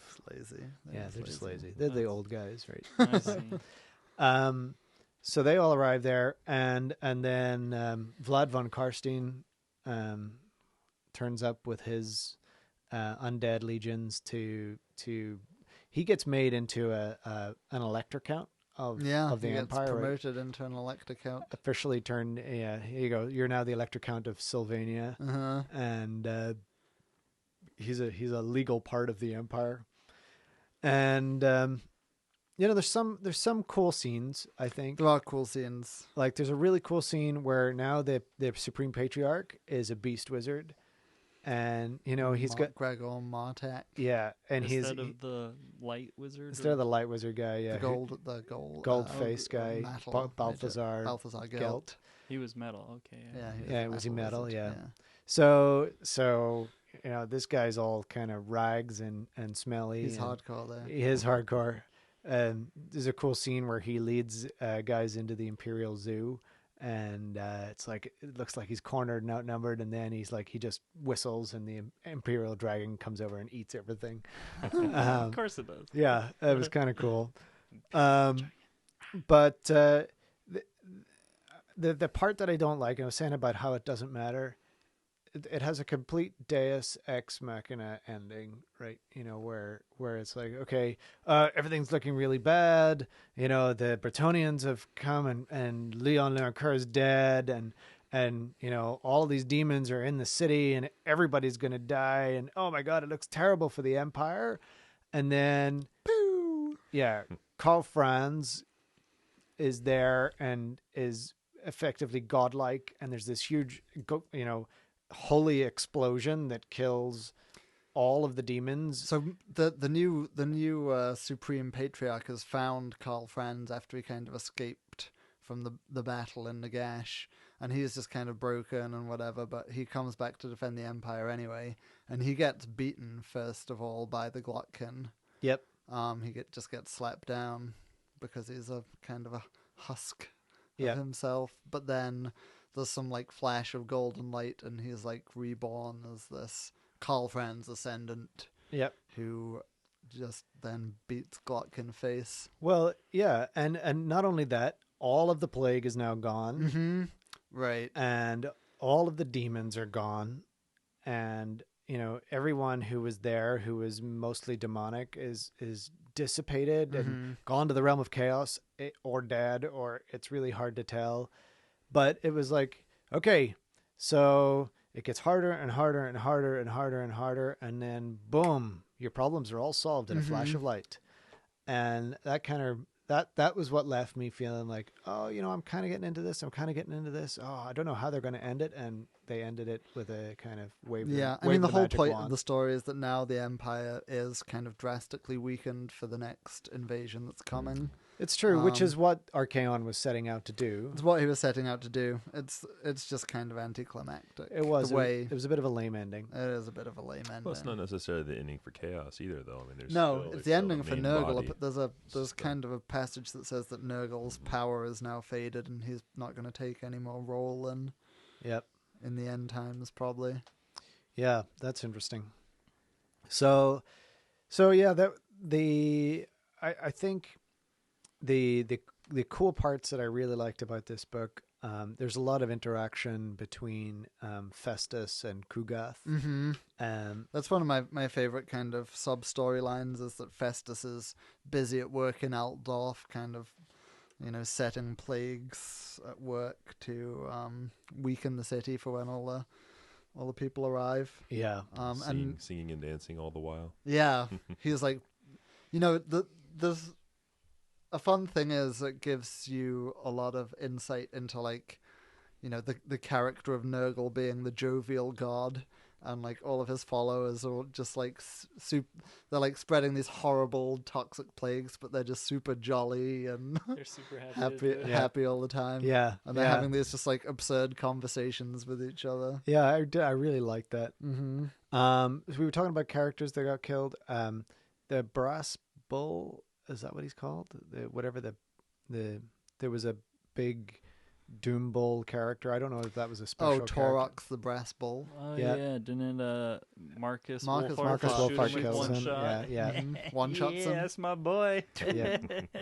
Yeah, so I don't think he actually... Too bad he didn't work against you, but whatever. I don't think he died himself. I think he killed... He killed Torox the Brass Bull, yeah. Kurt Helborg dies from the Glottkin. Mm-hmm. And then Karl Franz dies from the Glottkin, but with his last breath, the Emperor called out the name of his warrior god, Sigmar, and the world was changed forever. Yeah, so that part was all, everything kind of came undone afterwards, and then there's this part in like the kind of the teaser is on the last page. Where it's a little bit about Archaon. So Archaon is talking to what's his face with the two heads? Fate Weaver. Yeah, Karos Fate Weaver, and it's Archaon's basically saying, "I'm going to go down there and kick everyone's butt," and he. I'll just read the last few lines here. He says, "It will take more than the princeling of the south to keep me from my destiny," growled Archaon, his eyes narrowing. The prophet in the sky shimmered, spiraled, and faded, its parting words fizzling to nothingness in the Arctic winds. It is no mortal man that you should fear. So there's been a lot of speculation about what that actually means. Is it some kind of god character? Is it something that's not a man? Like, is Well, it the Empire, the end times is full of god characters, basically. rat now. man. does Karl Franz count as a man anymore? He's probably he not just mortal. Sigmar reborn. Maybe He'll be the High King. the High King. Nagash is a god, basically now. Tough, yeah. Nagash is definitely not mortal or a man. No, that's true. So yeah, Or is it a Lord of the Rings kind of thing? I don't know, Jesse. You painted up under there. Is he a man or not? well, Is it a kind of I am no man? he is the master of woman, bone. woman kind of thing? It could be, So who knows? Oh man, Anyway, that'd be epic if they Archaon is actually going to did get throw in a beaten by somebody heroine. who's not a man. Yeah. That would be super. Except this is GW, so she'd have to be fighting in a bikini. Yeah. Lame. And she would look awfully mannish. They're terrible at making female characters that actually look like women. Anyway, so any other parts of the book that we feel like we really should talk about? Because I felt like, despite it being a reasonably long book, it covers a very short space of time. Covers a short space of time. And there's a lot of stuff that's I fairly still repetitive. I'm glad I gave it a read. It's beautiful again, just like the Yeah, the Nagash book. artwork is Yeah. amazing. Because one thing is that because they invented a whole lot of new characters, there's a whole lot of brand new artwork that comes with it, which Nagash was a lot of recycled artwork, whereas Yeah. I think there's more like original artwork in this book that I enjoyed a lot. Yeah, and don't get me wrong, I enjoyed reading it. It was just the ending kind of let me down. I can definitely. I have the digital edition. Saves me having to scramble for one of the few printed copies that makes its way to Seattle. Enjoyed the digital edition. I like being able to zoom in the pictures and see everything that's going on. So But really, the best thing about this book is the models that accompanied it. Yeah, Yeah. gut rot sputum. yeah, That's my Yeah. the favorite. Glottkin, the Blight the Kings. Blight Kings. Yeah, a lot of It's cool all stuff. awesome. It Yeah. was a very good release overall, even if the story itself is kind of a weak link. Yep. The Art of War. Even though we just said about how the fluff was kind of self-contained and not quite as gripping as the Nagash stuff, I think on the flip side, the new models, the new rules for the models, and some of the new rules that they introduced were pretty good. So first thing that they introduced were the streets of death. So there's a lot of city fighting in the book. So the streets of death are a set of rules for fighting in cities, which is kind of cool because I think that Jesse and Ricky are about to or have ordered a bunch of city terrain. Yeah, we're about to. We need to do it before the sale's over. That's right. Yeah. Who you guys getting that from? Is it from Tabletop? Tabletop World. Tabletop Tabletop World. Yeah, World, they've okay. got and this is an easy plug for them. They've got a great special going on right now where they're giving out free terrain for anyone who puts an order in. So Yeah, Cool. spend so much you get free loot. Nice. So there's a bunch of rules in there that kind of affect how the game is played more than it just being about the terrain that's on the field. There's rules for building barricades, ambushes, Yeah. alleyways, blowing things up. How do you handle narrow streets, sewers, stuff like that. So it gives a real flavor to things. Yeah, you could set up some really fun, like, little city skirmishes using these rules, I think. Yeah, and it definitely made me think about how you could play Mordheim, but then you could also potentially have your Mordheim characters appear in your fantasy battles and use these rules to fight more city focused stuff. But I thought they were pretty cool. There were a lot of the rules in there. I'm like, hey, this would make a great scenario rule in a tournament. So well worth checking out those. and this is I know in the first book they did the underground battles, and of course, and they've got the city fight rules. I know this is kind of becoming a theme Yeah, yeah. I'm wondering what they're going to have in the fourth book. You know, they've already kind of done the underground thing. Maybe. Who knows? And then the Kane one was all about like crazy magic phases. Crazy magic phases. Yeah. So, yeah. Who knows? Be fun. All right. So second set Sieges. of gotta have sieges. Oh well, when there's dwarves, you might have sieges. Oh, siege battles. they can be fun. Yeah. Oh yeah. Okay. So Chaos Ascendant. We kind of ranted and raved a little bit about that. Tom, you want to talk us through?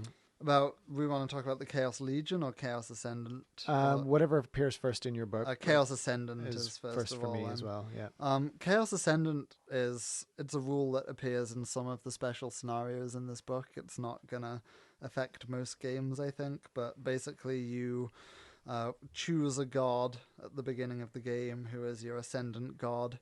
And there's a few things that influences, most of all being demons, is that they no longer have the unstable special rule if they're demons of the ascendant god.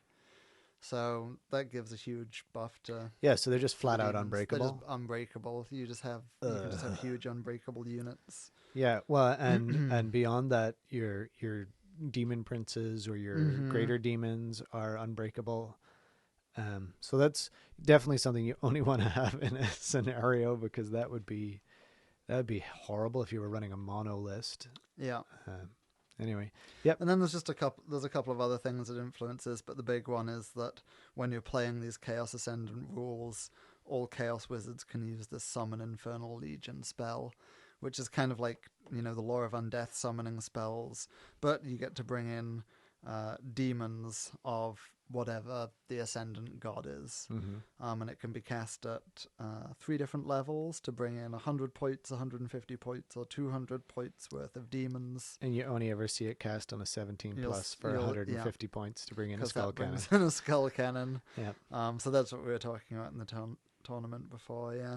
Which was kind of bizarre because a lot of the armies there, the Chaos Legion's armies, had nothing Khorne in the entire army because Khorne stuff isn't that great. Yeah. And yet they're just summoning. They declare Khorne as their ascendant god and summon skull cannons all over the place. Yeah. So it's kind of a wonky rule. Yeah, and, that is a little bit. Yeah, for sure. Okay, do you want to roll on into the Legion then itself? The Chaos Legion. I mean, this is pretty straightforward to explain. Yeah, it's like the Undead Legions. You basically have unrestricted access to Warriors of Chaos, Beastmen, and Demons of Chaos, except that units from those books undergo a few small changes to their rules.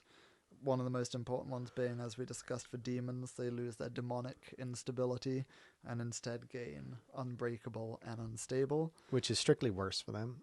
Which is definitely worse for them. Beastmen, on the other hand, get a bit of a buff when they're included in a Chaos Legion, because you can now take Marks of Chaos for a couple of points in general per model. And they're the same as in the Warriors of Chaos book. So you can put those on your Beastmen units, which is cool. And the Beastmen ambush rule changes somewhat. You still roll on the same table to see where your ambushing units arrive, but you no longer have to follow the restriction of having one unit on the table per ambushing unit. So you can just have the whole. Yeah, you can just add a whole bunch of ambushing beastmen to your army without having to have any deploy regularly with your army, which is fun. Yeah, definitely.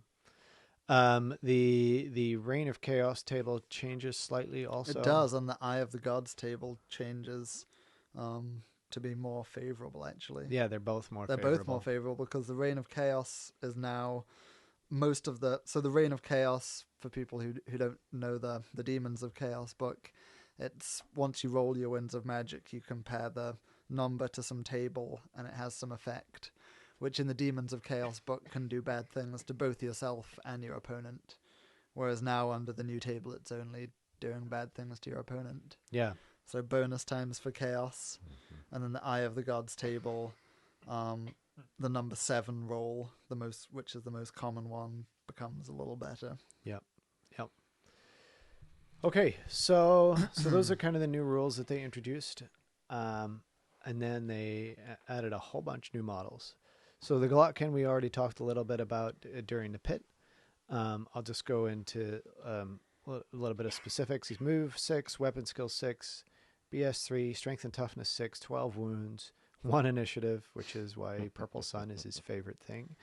5 attacks, though he gets an extra d6, and leadership 10. So again, continuing that sort of combined profile of monsters and ridden characters getting all of the wounds and all that good stuff. And we talked through all of his special rules that he has already. He's 810 points. So you really can't fit him into any list unless you're using the 50% Lords and Which Heroes rules. We all should be doing now. Yep, because they have It's errated become those to be fully part legal. of. Yeah, exactly. Do you think, does the Glottkin pose much of a problem to any... I mean, I think as long as there aren't other, like, super lords on the table, he's a viable choice. Yeah. But, I mean, do you think he would... I think he poses a threat to certain armies. Yeah. Obviously, he's going to be way better against armies that feature a lot of infantry. Mm-hmm. So I would Ones that actually don't feature death magic. I would actually be kind of afraid to see him while I was fielding Skaven, because he will get into, like, if he got into the Screaming Bell unit, something like that. He has the strength to take, and the amount of wounds he could take down the bell. He could probably wreck that whole unit just by himself. Yeah. And I definitely saw him wrecking whole units by himself. Yeah, and I would struggle to wound him back. Yeah. Assassins might help, but even with 12 wounds, I think a key thing is that unlike, Karl Franz or Malekith, he's not a flying model, so he can be dealt with in the same way as a Death Star would be dealt with. Yeah, you can in the movement redirect him. phase. And obviously he has that massive magic phase weakness of being purple sunned off the table. Yeah, for sure. So I think he's not a terrible choice. If you like putting 800 points into a single model, which is not kind of how I like to play Warhammer. Right, and not only that, but he's also going to need some support in terms of a backup caster with a Dispel Scroll to prevent that purple sun. Yep. And in addition to that, he's because you've sunk so many points into one model. The Warriors lists tend to, or the Chaos lists in general tend to run light in terms of model count, and so you're taking light. you're taking a huge. You've got your core and Glottkin, and then like 1,000 more points to play with. Yeah, that's kind of typical of what most Warriors lists are, anyways. Well, you take your Glottkin, the core, the backup caster, and your BSB, and then you have 500 points to play with. Yeah. Yeah, but you could easily have Demon Princes that are 700 points, so I don't really feel like you're... True. I mean, but they do a lot more. Yeah, they most people run Demon Princes in the 300 to 400 range. 450 maybe. Well, it depends if you take the caster magic, or not. Yeah, exactly. And now with the 50% lords, you can run double. So, he's far from a auto include. But the model is amazing. And I think fun to play with, fun to play against, fun to paint. Yeah, so I think they did a good job. Okay, so now we'll go on to the various Magath lords. You're a Magath lord. Your mom's a Magath lord. Yeah, have you met my mom? Is she a Magath lord? No, she's not. She's a lovely human being. So are the Magath lords, bruh. Anyway, so we've got so Tom, talk a little bit about the Magath lords in general, because we were chatting a bit about this the other day about there's 3 of them. They're all kind of slightly different. Talk us through what they are and why they're good or not good. Well, so they're all kind of Chaos Lord level characters. They differ slightly in that some are, one is very combat oriented. One is more of a caster, and one is plays kind of a more support role in the army. Mm-hmm. So Orgott's Demon Spew is the very much combat oriented guy. Whole lot of attacks on his profile, 8 attacks, 9 wounds. He has these magic axes that give him +2 strength, which puts him at strength 8 total. So very solid. Strength 8 poison as well. Strength so 8 poison. you're automatically wounding and doing -5 on armor save. It's pretty good. Kind of similar to the lieutenants of Nagash, the Mortarks. Mm-hmm. Their main line of defense is having all of those wounds on the profile. Mm-hmm. They don't have, your 1-up chaos armor save. No. They don't have ward saves. One of the Magath Lords has regen. Yep. Morbidex Twiceborn. Yep. Who's the one I think falls into a more support role because he provides kind of regen to Nurglings within a bubble of him. So you could imagine building a list full of regenerating Nurglings. Mm-hmm. The caster version is Blobe Rotspawned, who doesn't have very impressive stats, but is a level 3 wizard of Nurgle. So for me, the thing that stands out is that very much like the Mortarks, there's one who is clearly the better choice than all of the others, which is the Combat Lord, Orgott's Demon Spew. Yeah. You can imagine him being a useful character who can put a major dent in kind of knight units and stuff. He's striking at initiative 7 with strength 8 and 8 attacks. Yeah. And, Mark of Nurgle, so that provides some defense in return. So I can imagine him causing a lot of problems for particular units, whereas the other two, I can't imagine really running them for any reason. Yep. Yeah, I see that. So he's he also has a 6-up ward, which is not great, but it's not terrible. He has a 3-up 3-up armor, which armor. helps with like poison. So he has a tree Poison man shooting save, and stuff. which is not terrible. He has what? He has the tree man save. Yeah, right. 3-up armor, 6-up ward.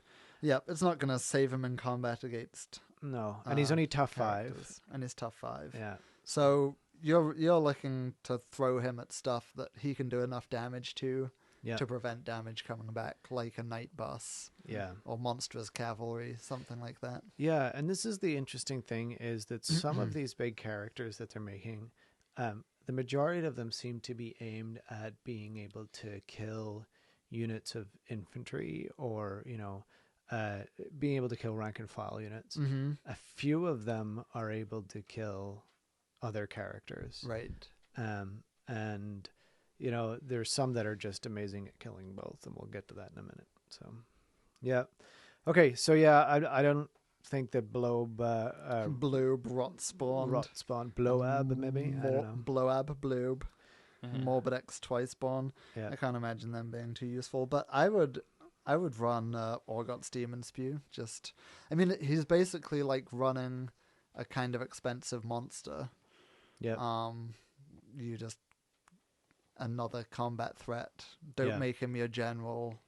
There's no need to. He's not even a large target either, so you're not getting any bonus from making him your general. Just use him like you would a monster.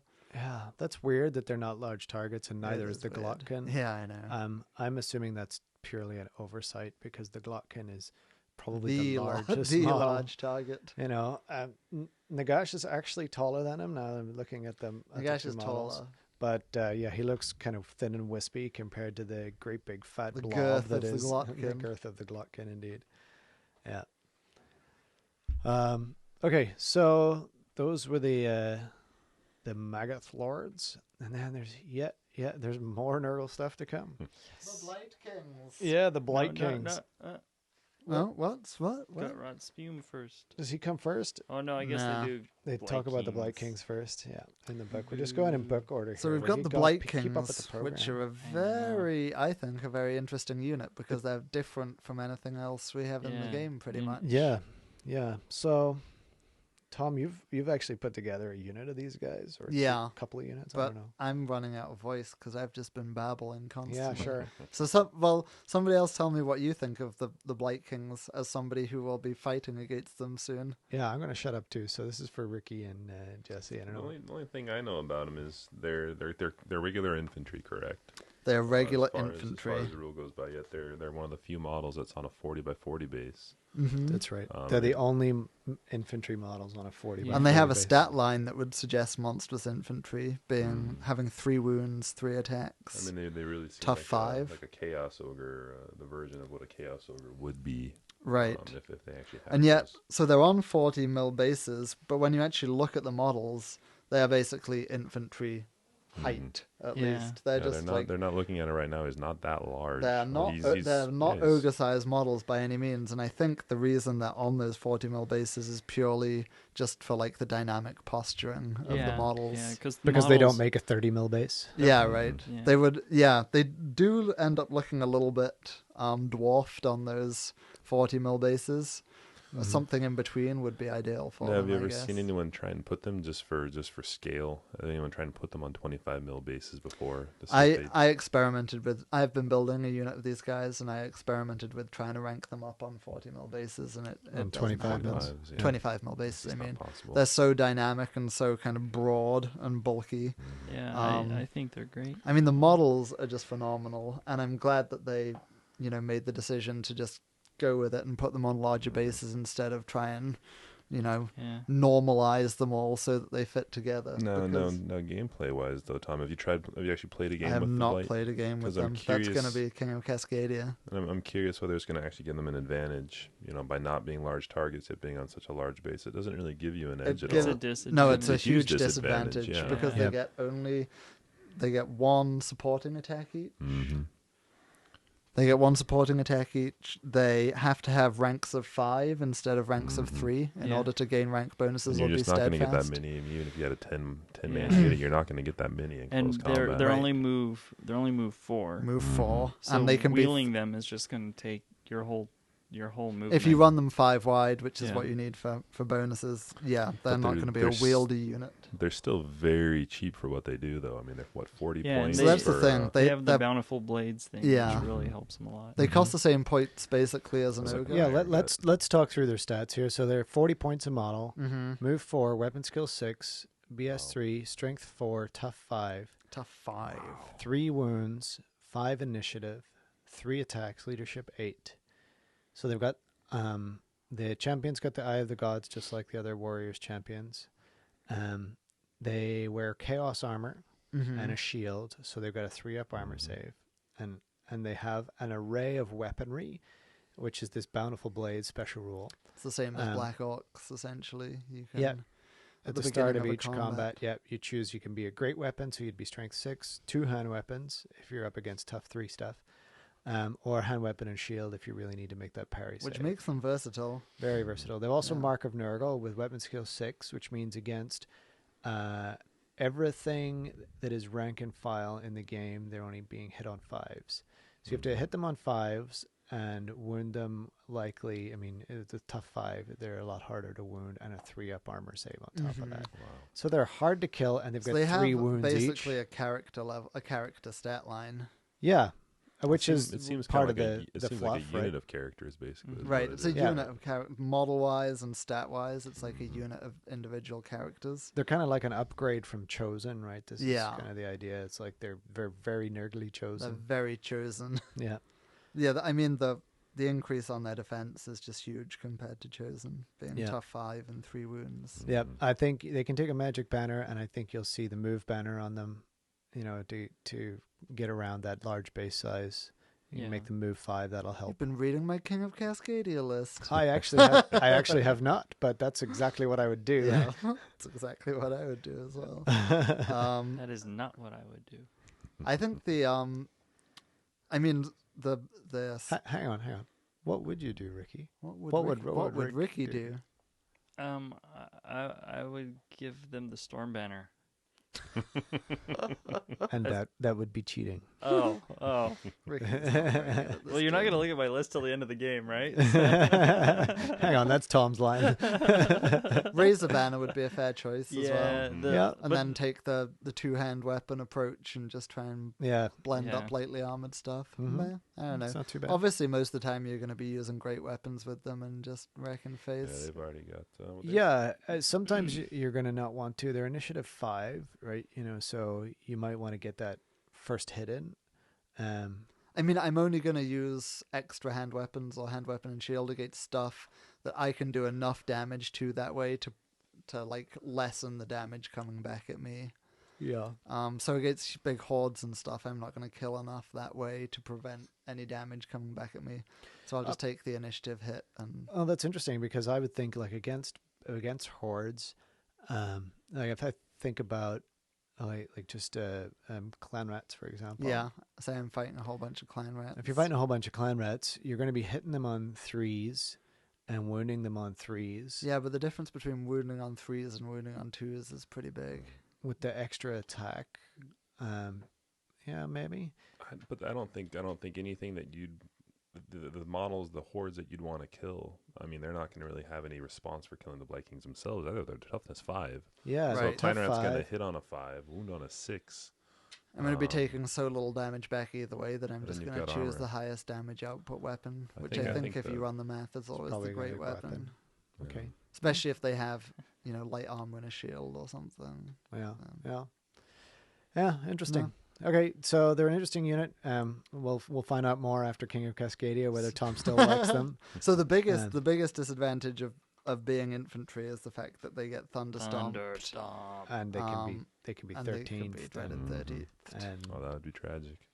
Well, and they can also be like, That would be how many? anything that's take the model off. Right. Those 3 wounds don't matter. Yeah, exactly. Like, How many models do you remove for dreaded 30th? 4d6. So that's basically an entire unit of Blight Kings. Yep. Is just yeah, gonna be gone. 400 points. You could easily lose to one spell. But then you could easily lose, if it was ogres or trolls or something, you could easily lose that number of points to a purple sun. Yeah, these guys aren't going to die to Purple Sun. No, which is that's good.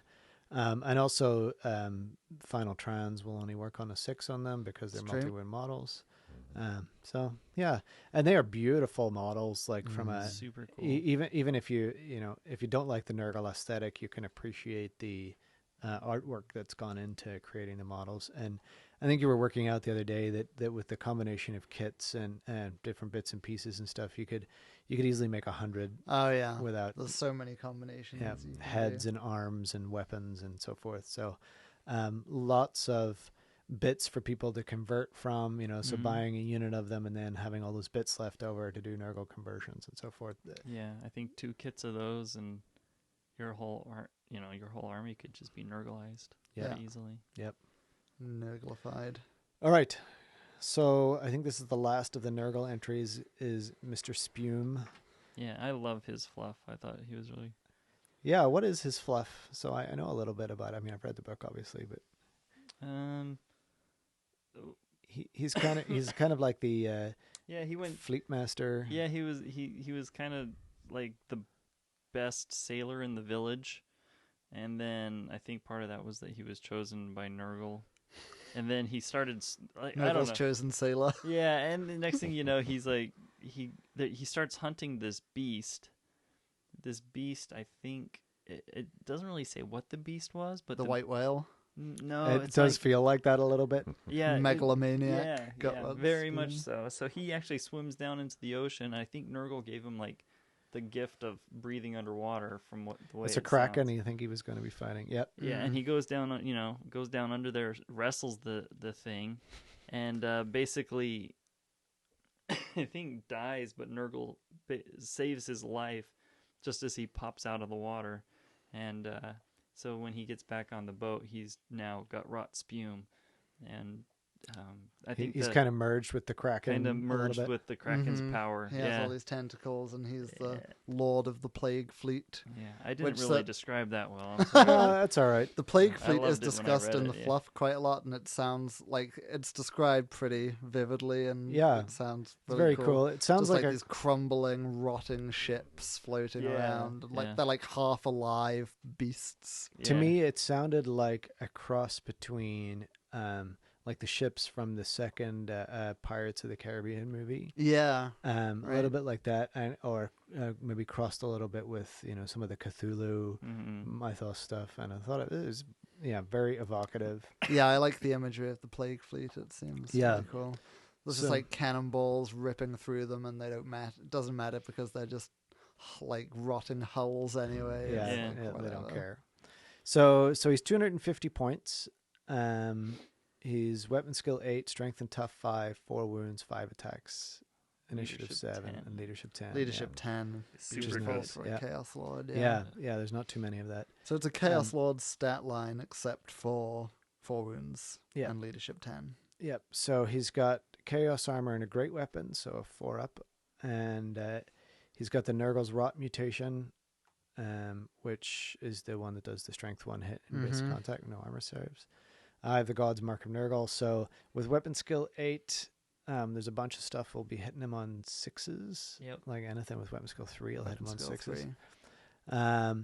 And then he has the at home on land or sea special rule. Which is my favorite rule ever. That is a cool rule. It's such a rule that you won't really use Ever very use. much. Really? With all the rivers Ricky puts on his tables at Sparkle Unless Party? I was about to say, unless you come and play at Sparkle I'm Party. bringing Yeah. Glott to the next Sparkle Party and just walking through all the rivers and slapping people. That's a great, you can march through the rivers. Yeah, exactly. And keep your rank bonus and be steadfast. So basically, rivers and water, all water becomes open ground to him and his unit. Turns them into skinks. Yeah. Interestingly, he comes on a 25 mil base, right? No, 40. No. He comes on a 40 He's as a well. 40. Okay, so he So is he's kind of designed, designed to go be in put the in the Blight Blight Kings. Kings. Yeah. Okay, all right. I thought he came on a 25. That's good. No. That's good to know. And then he has the flailing tentacles. So he gets an extra D3 attacks, and you can put him on a war shrine. Yeah. Just in case you wanted to do that. I don't know. Which nobody does. I don't think. I mean, isn't a war shrine like the worst chariot in the game or something? Yeah. I mean, yeah, it has a 4-up ward save, but that doesn't help him when Yeah. he gets a cannonball to the face. Yeah, that's true. Yeah, it's a really slow, crappy chariot. Yeah. So, yeah, you don't want to put him on that. You want to put him in some Blight Kings. Let him punch things in the face. Yeah, so he is infantry as well, just like the Blight Kings are. So he's getting Lookout Sir from the Blight Kings if you go that route. Provides the leadership 10. Sucks in terms of defense. Compared to a Chaos Lord, you can build yourself and tool up with 1-up armor saves and ward saves and whatever. But another cool model. Very cool model. Did we cover the flailing tentacles thing? We did. I just you mentioned it a little bit. D3. So he's going to have higher damage output than most other Chaos Lords. He has a great weapon, which means that his initiative 7 doesn't really count for anything. No, well, it helps in that most of the rank and file elves won't get to reroll against him. That's true. So It's that some line of defense. Yeah, at a little least, bit. kind of. I mean, I plan on running this guy in the next uncomp tournament I go to, just because the model is awesome. and I said that was the last of the you Nurgle, lied. but I was wrong. Ah, I forgot about Festus. Festus got upgraded. He becomes He Festus became empowered. Yeah. Another super cool set of rules on him too. I don't really know what Festus's rules were anyway, so I can't really Well, recognize. so what he has was become previously a hero, so this is a change. Is now he's a lord. Mm-hmm. And he, well, let's go through what he is now. I'm gonna do the talking because Jesse doesn't have the book, and Tom and Ricky are kind of dying in terms of throat. So, I know you get sick hearing my voice. Well, I get sick hearing my voice, so I'm gonna do it anyway. I don't care. So he's level 3 now. He used to be level 2. He's got the same stuff: Eye of the Gods, Mark of Nurgle, poison attacks and regen. So he's got this new rule, Gardener of Nurgle. He treats, if he's on the battlefield, enemy units treat all terrain that is not open ground as dangerous terrain. So that's pretty amazing, right? Enemy units treat all terrain as dangerous terrain. So he basically neutralizes chariots. And a lot, right? So you want to charge, you've got a 1 in 6 chance of your chariot blowing up. Well, doesn't it say all terrain that's not open ground? All difficult terrain is dangerous terrain. Yeah. Oh, sorry. Yes, I'm misreading. So it's not open ground. It's not open ground. So it's not Curse of Anra here. It's not Curse of Anra here. Okay. Phew. Sorry, misread. Late at night. Gonna blame it on that. So that's okay then. That's not too bad. It murders wood elves because all of a sudden wood elves that were That's true. bouncing around in the woods. Huh. That's interesting. Yeah. So Yeah, it's like the wood elves. counter to the wood elf. army, yeah. That's pretty funny. And if he was fighting against gut rot spume, all of his water would suddenly become dangerous terrain. Yeah. How do you determine, those kinds of things? I don't know. So he's destined for demonhood, which means if you're rolling on the Eye of the Gods table, he automatically becomes a demon if you roll that result. There's a secondary roll normally. Mm-hmm. It's not a huge deal. And he is Harbinger of Pestilence, which means that everything in a unit that he's in gets poison attacks as well. That's a new rule, I think, for him. And healing elixirs. So while he's in a unit, all the models in that unit have regen 5+. Actually, I think That's the same as- Harbinger of Pestilence was an old rule that he had. That was an old one? And the Yeah. regen thing is old as well. Okay. Yeah, All I right. think those two are old ones. 'Cause Yeah. I I know guess I could just open the specifically book and look. I know specifically somebody who wanted to build a Nurgle army around that. So. All right, I will open the book and look. But So that I could be wrong. Too. Here he is. Yeah, so he did have poison attacks and regen. Harbinger of Pestilence, yes. Healing elixirs, yes. Okay. So yeah, you're right. Those are both the same rule. Pestilent potions, that's one that he had before as well. He tries to force feed a potion to Anyone in base contact. anyone in base contact, and they take D3 wounds with no armor saves if they basically do a strength dice off. And then the new thing that he's got is Shroudlings, which is a bound spell level 5, and they if it's successfully cast, then all friendly models within 12 inches have hard cover for till the next magic phase. That's kind of neat, right? So these little nurgly demons come out and provide cover for you. The Nurglings. Super cute. I know they're so cute. You So- need little like walls of nurglings to put in front of your units. It'd be fun. a little shroudling marker. Yeah. Now, how many points was Festus before? I'm just Empowered? checking that now. Yeah. And he was He's 100, pretty- 190. So now he's 320. It's quite a bump. For a bump in one level of wizard. One level of wizard, which is 35 points. And the Yeah. demon hood thing. Gardener The of demon Nurgle head. is a strong rule, though. Gardener of Nurgle, yep, and the Shroudlings, and that's about it. That all he gets. I think that's a bit of an expensive bump, but I don't think his stat line really bumped up either, did it? I It's don't- toughness 5, initiative 5. no, his stat line went up quite. So he's now weapon skill 5 instead of 4. He's tough 5 instead of 4, and he's got a wound bump and an attack bump. So yeah, he's gone more lord level in his stats. So I guess that's where really all the points are coming from. So lordly. So Ricky, or Aiden didn't go over all the characters. Of course, we're gonna go over.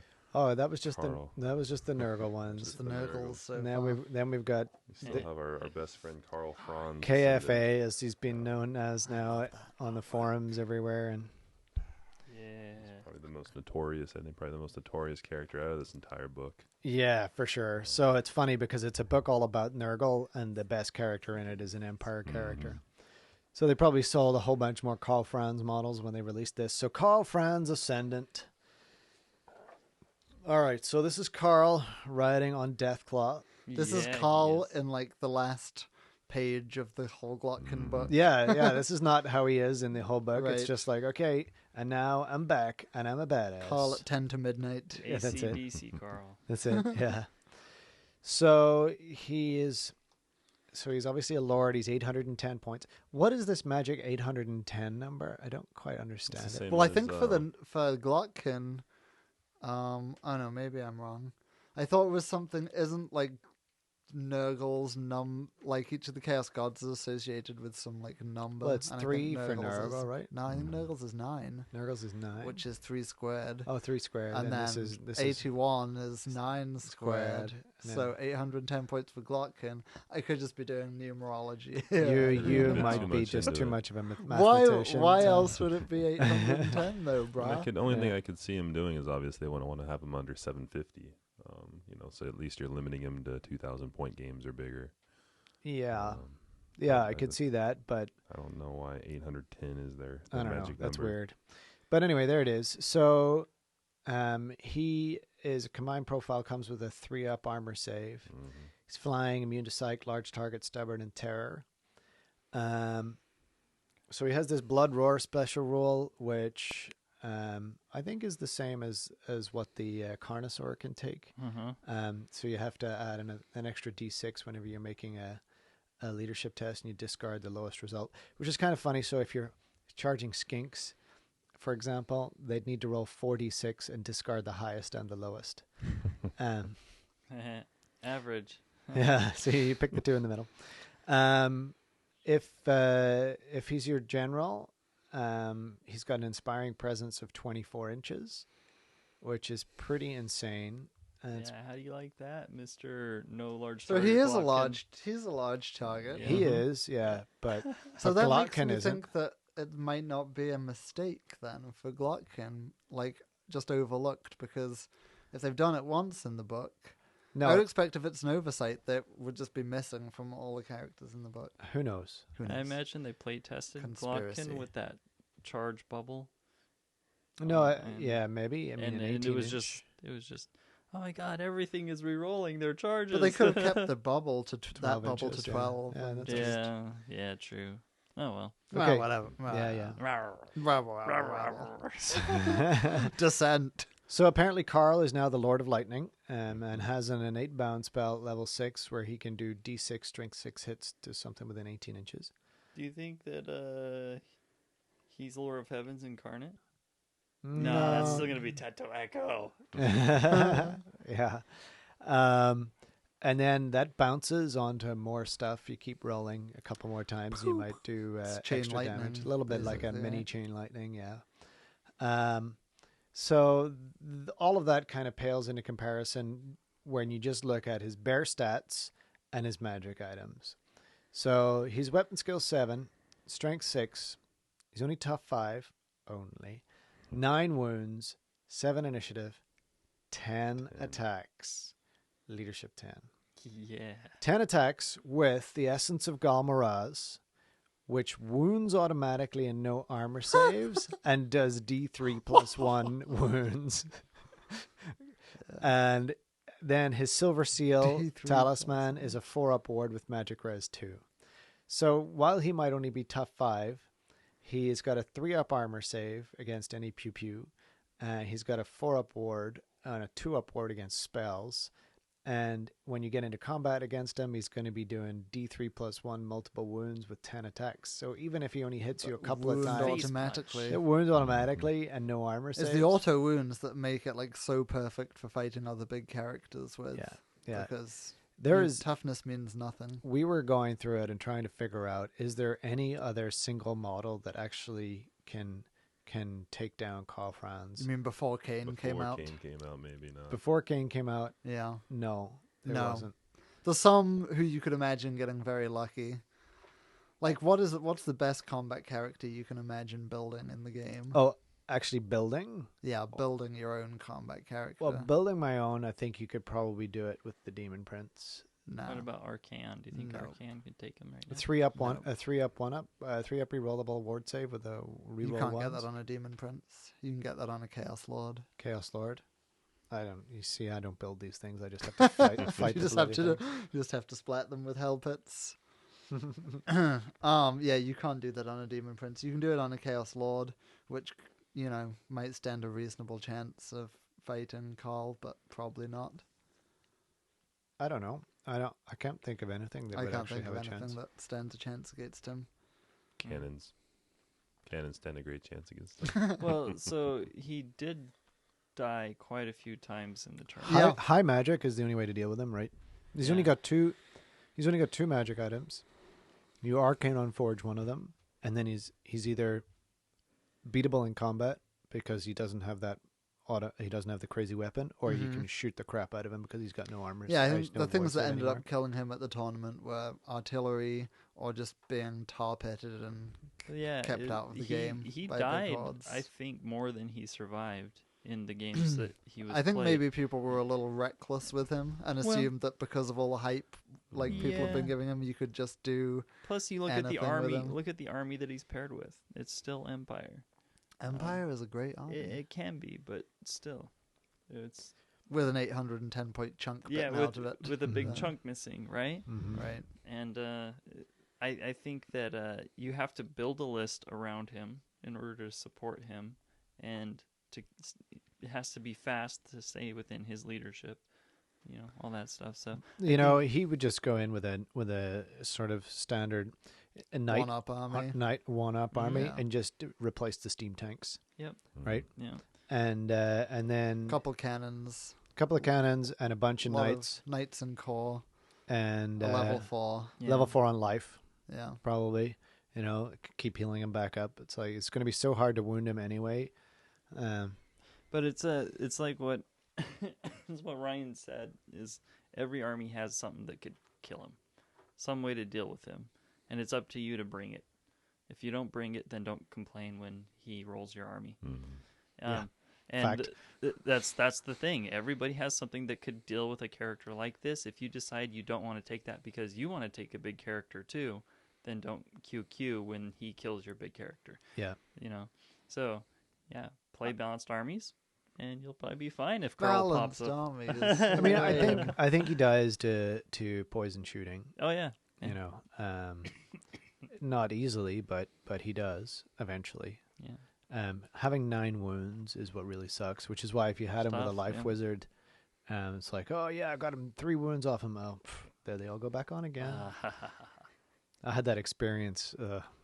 Never mind. I did 20 wounds to two steam tanks at Sparkle Party, and I was not happy that they both remained on the table. They just keep coming back. Yeah, Coming back. lore of life. That's funny. Okay. You used to love that lore. I mean, I still do, but it was not fun. So then the book rounds up with a half a dozen scenarios which use that kind of reproduce some of the battles. They're very kind of street oriented because a lot of these battles are take place in the cities, of course, of the Empire, and that part's pretty cool. There's I don't think there's any of them that are particularly reusable as generic. Here's a scenario you probably could not. use. It's pretty They're narrative-driven. very specific and narrative. Yeah, exactly.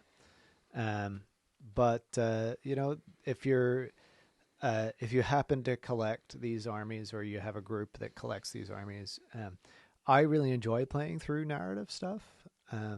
So definitely worth a look. Not as many or as in depth as in the Nagash book, right? The Nagash book had like 17 scenarios, and a lot of those I think had some rules that were reusable. Mm-hmm. But yeah, like I said, the street fighting stuff is still pretty cool. Yeah, I would definitely like to try the street fighting even outside of one of these specific scenarios. Oversized meatball. All right, so that was the Glottkin, or rather Glottkin. Is it? What is it called? It is just called Glottkin. The book right? is called Glottkin. The model is character called the Glottkin. Glottkin. Because it's a Kin. them. Yeah, the kin of Glott. It's confusing. Okay, so in the next episode, I imagine we will talk a bit about Kane once we get finished reading it all. And Yeah, Stupid End Times keeps coming out, and we It's can't true. ever just have a normal show with our awesome tactical insights and our yeah, hobby Blah, blah, blah, skills. blah, blah. Yeah, yeah, we should. I would like to get back to doing something more along those lines. And maybe we should just take a break and not do Kane right away. And maybe if you feel strongly about us taking a break from Kane or not, please get in touch. You can get in touch with us on Twitter. I'm at Cascade Podcast, and Ricky's at Ricky_Fisher. Jesse, are you on Twitter? I'm not. I don't think you are. That's So cool. you and Tom can stay in the dark ages. We're also on Facebook. If you look for Dimensional Cascade Podcast, you can reach out to us there. You can email me, Aiden, at dimensionalcascade.com. And even if you misspell my name, it'll still get to me. And if you like our show, we'd love you to leave us a review on iTunes. I think we're up to about 5 now. Yay. But 5 what? reviews on iTunes. When you leave a review, That's like one person that isn't us. Yeah. it makes you go up in the search rankings. So whenever somebody searches in iTunes for Warhammer podcast, you're more likely to show up. And part of the problem is that there's some old podcasts that don't podcast anymore that are high in the rankings because they've got so many reviews. So even though they don't podcast anymore, all you've got is old stuff from them. So yeah, if you don't mind taking a minute out of your day after you've read this and hit up iTunes and give us a review. I think that about wraps it up. Does anybody have any final parting words of wisdom? Final thoughts? Nice. I just want to apologize to Tom for embarrassing his favorite model so solidly this morning. I'll get over it. I have a feeling that history will repeat itself again and again and again. Yeah, for poor Glottkin. It might as well be called the Purple Son of Glottkin's death. The Blight Kings will avenge him at King of Cascadia tournament. Yep, as long as you don't come up against death magic. All right, I think that wraps it up. Good night. Bye, guys.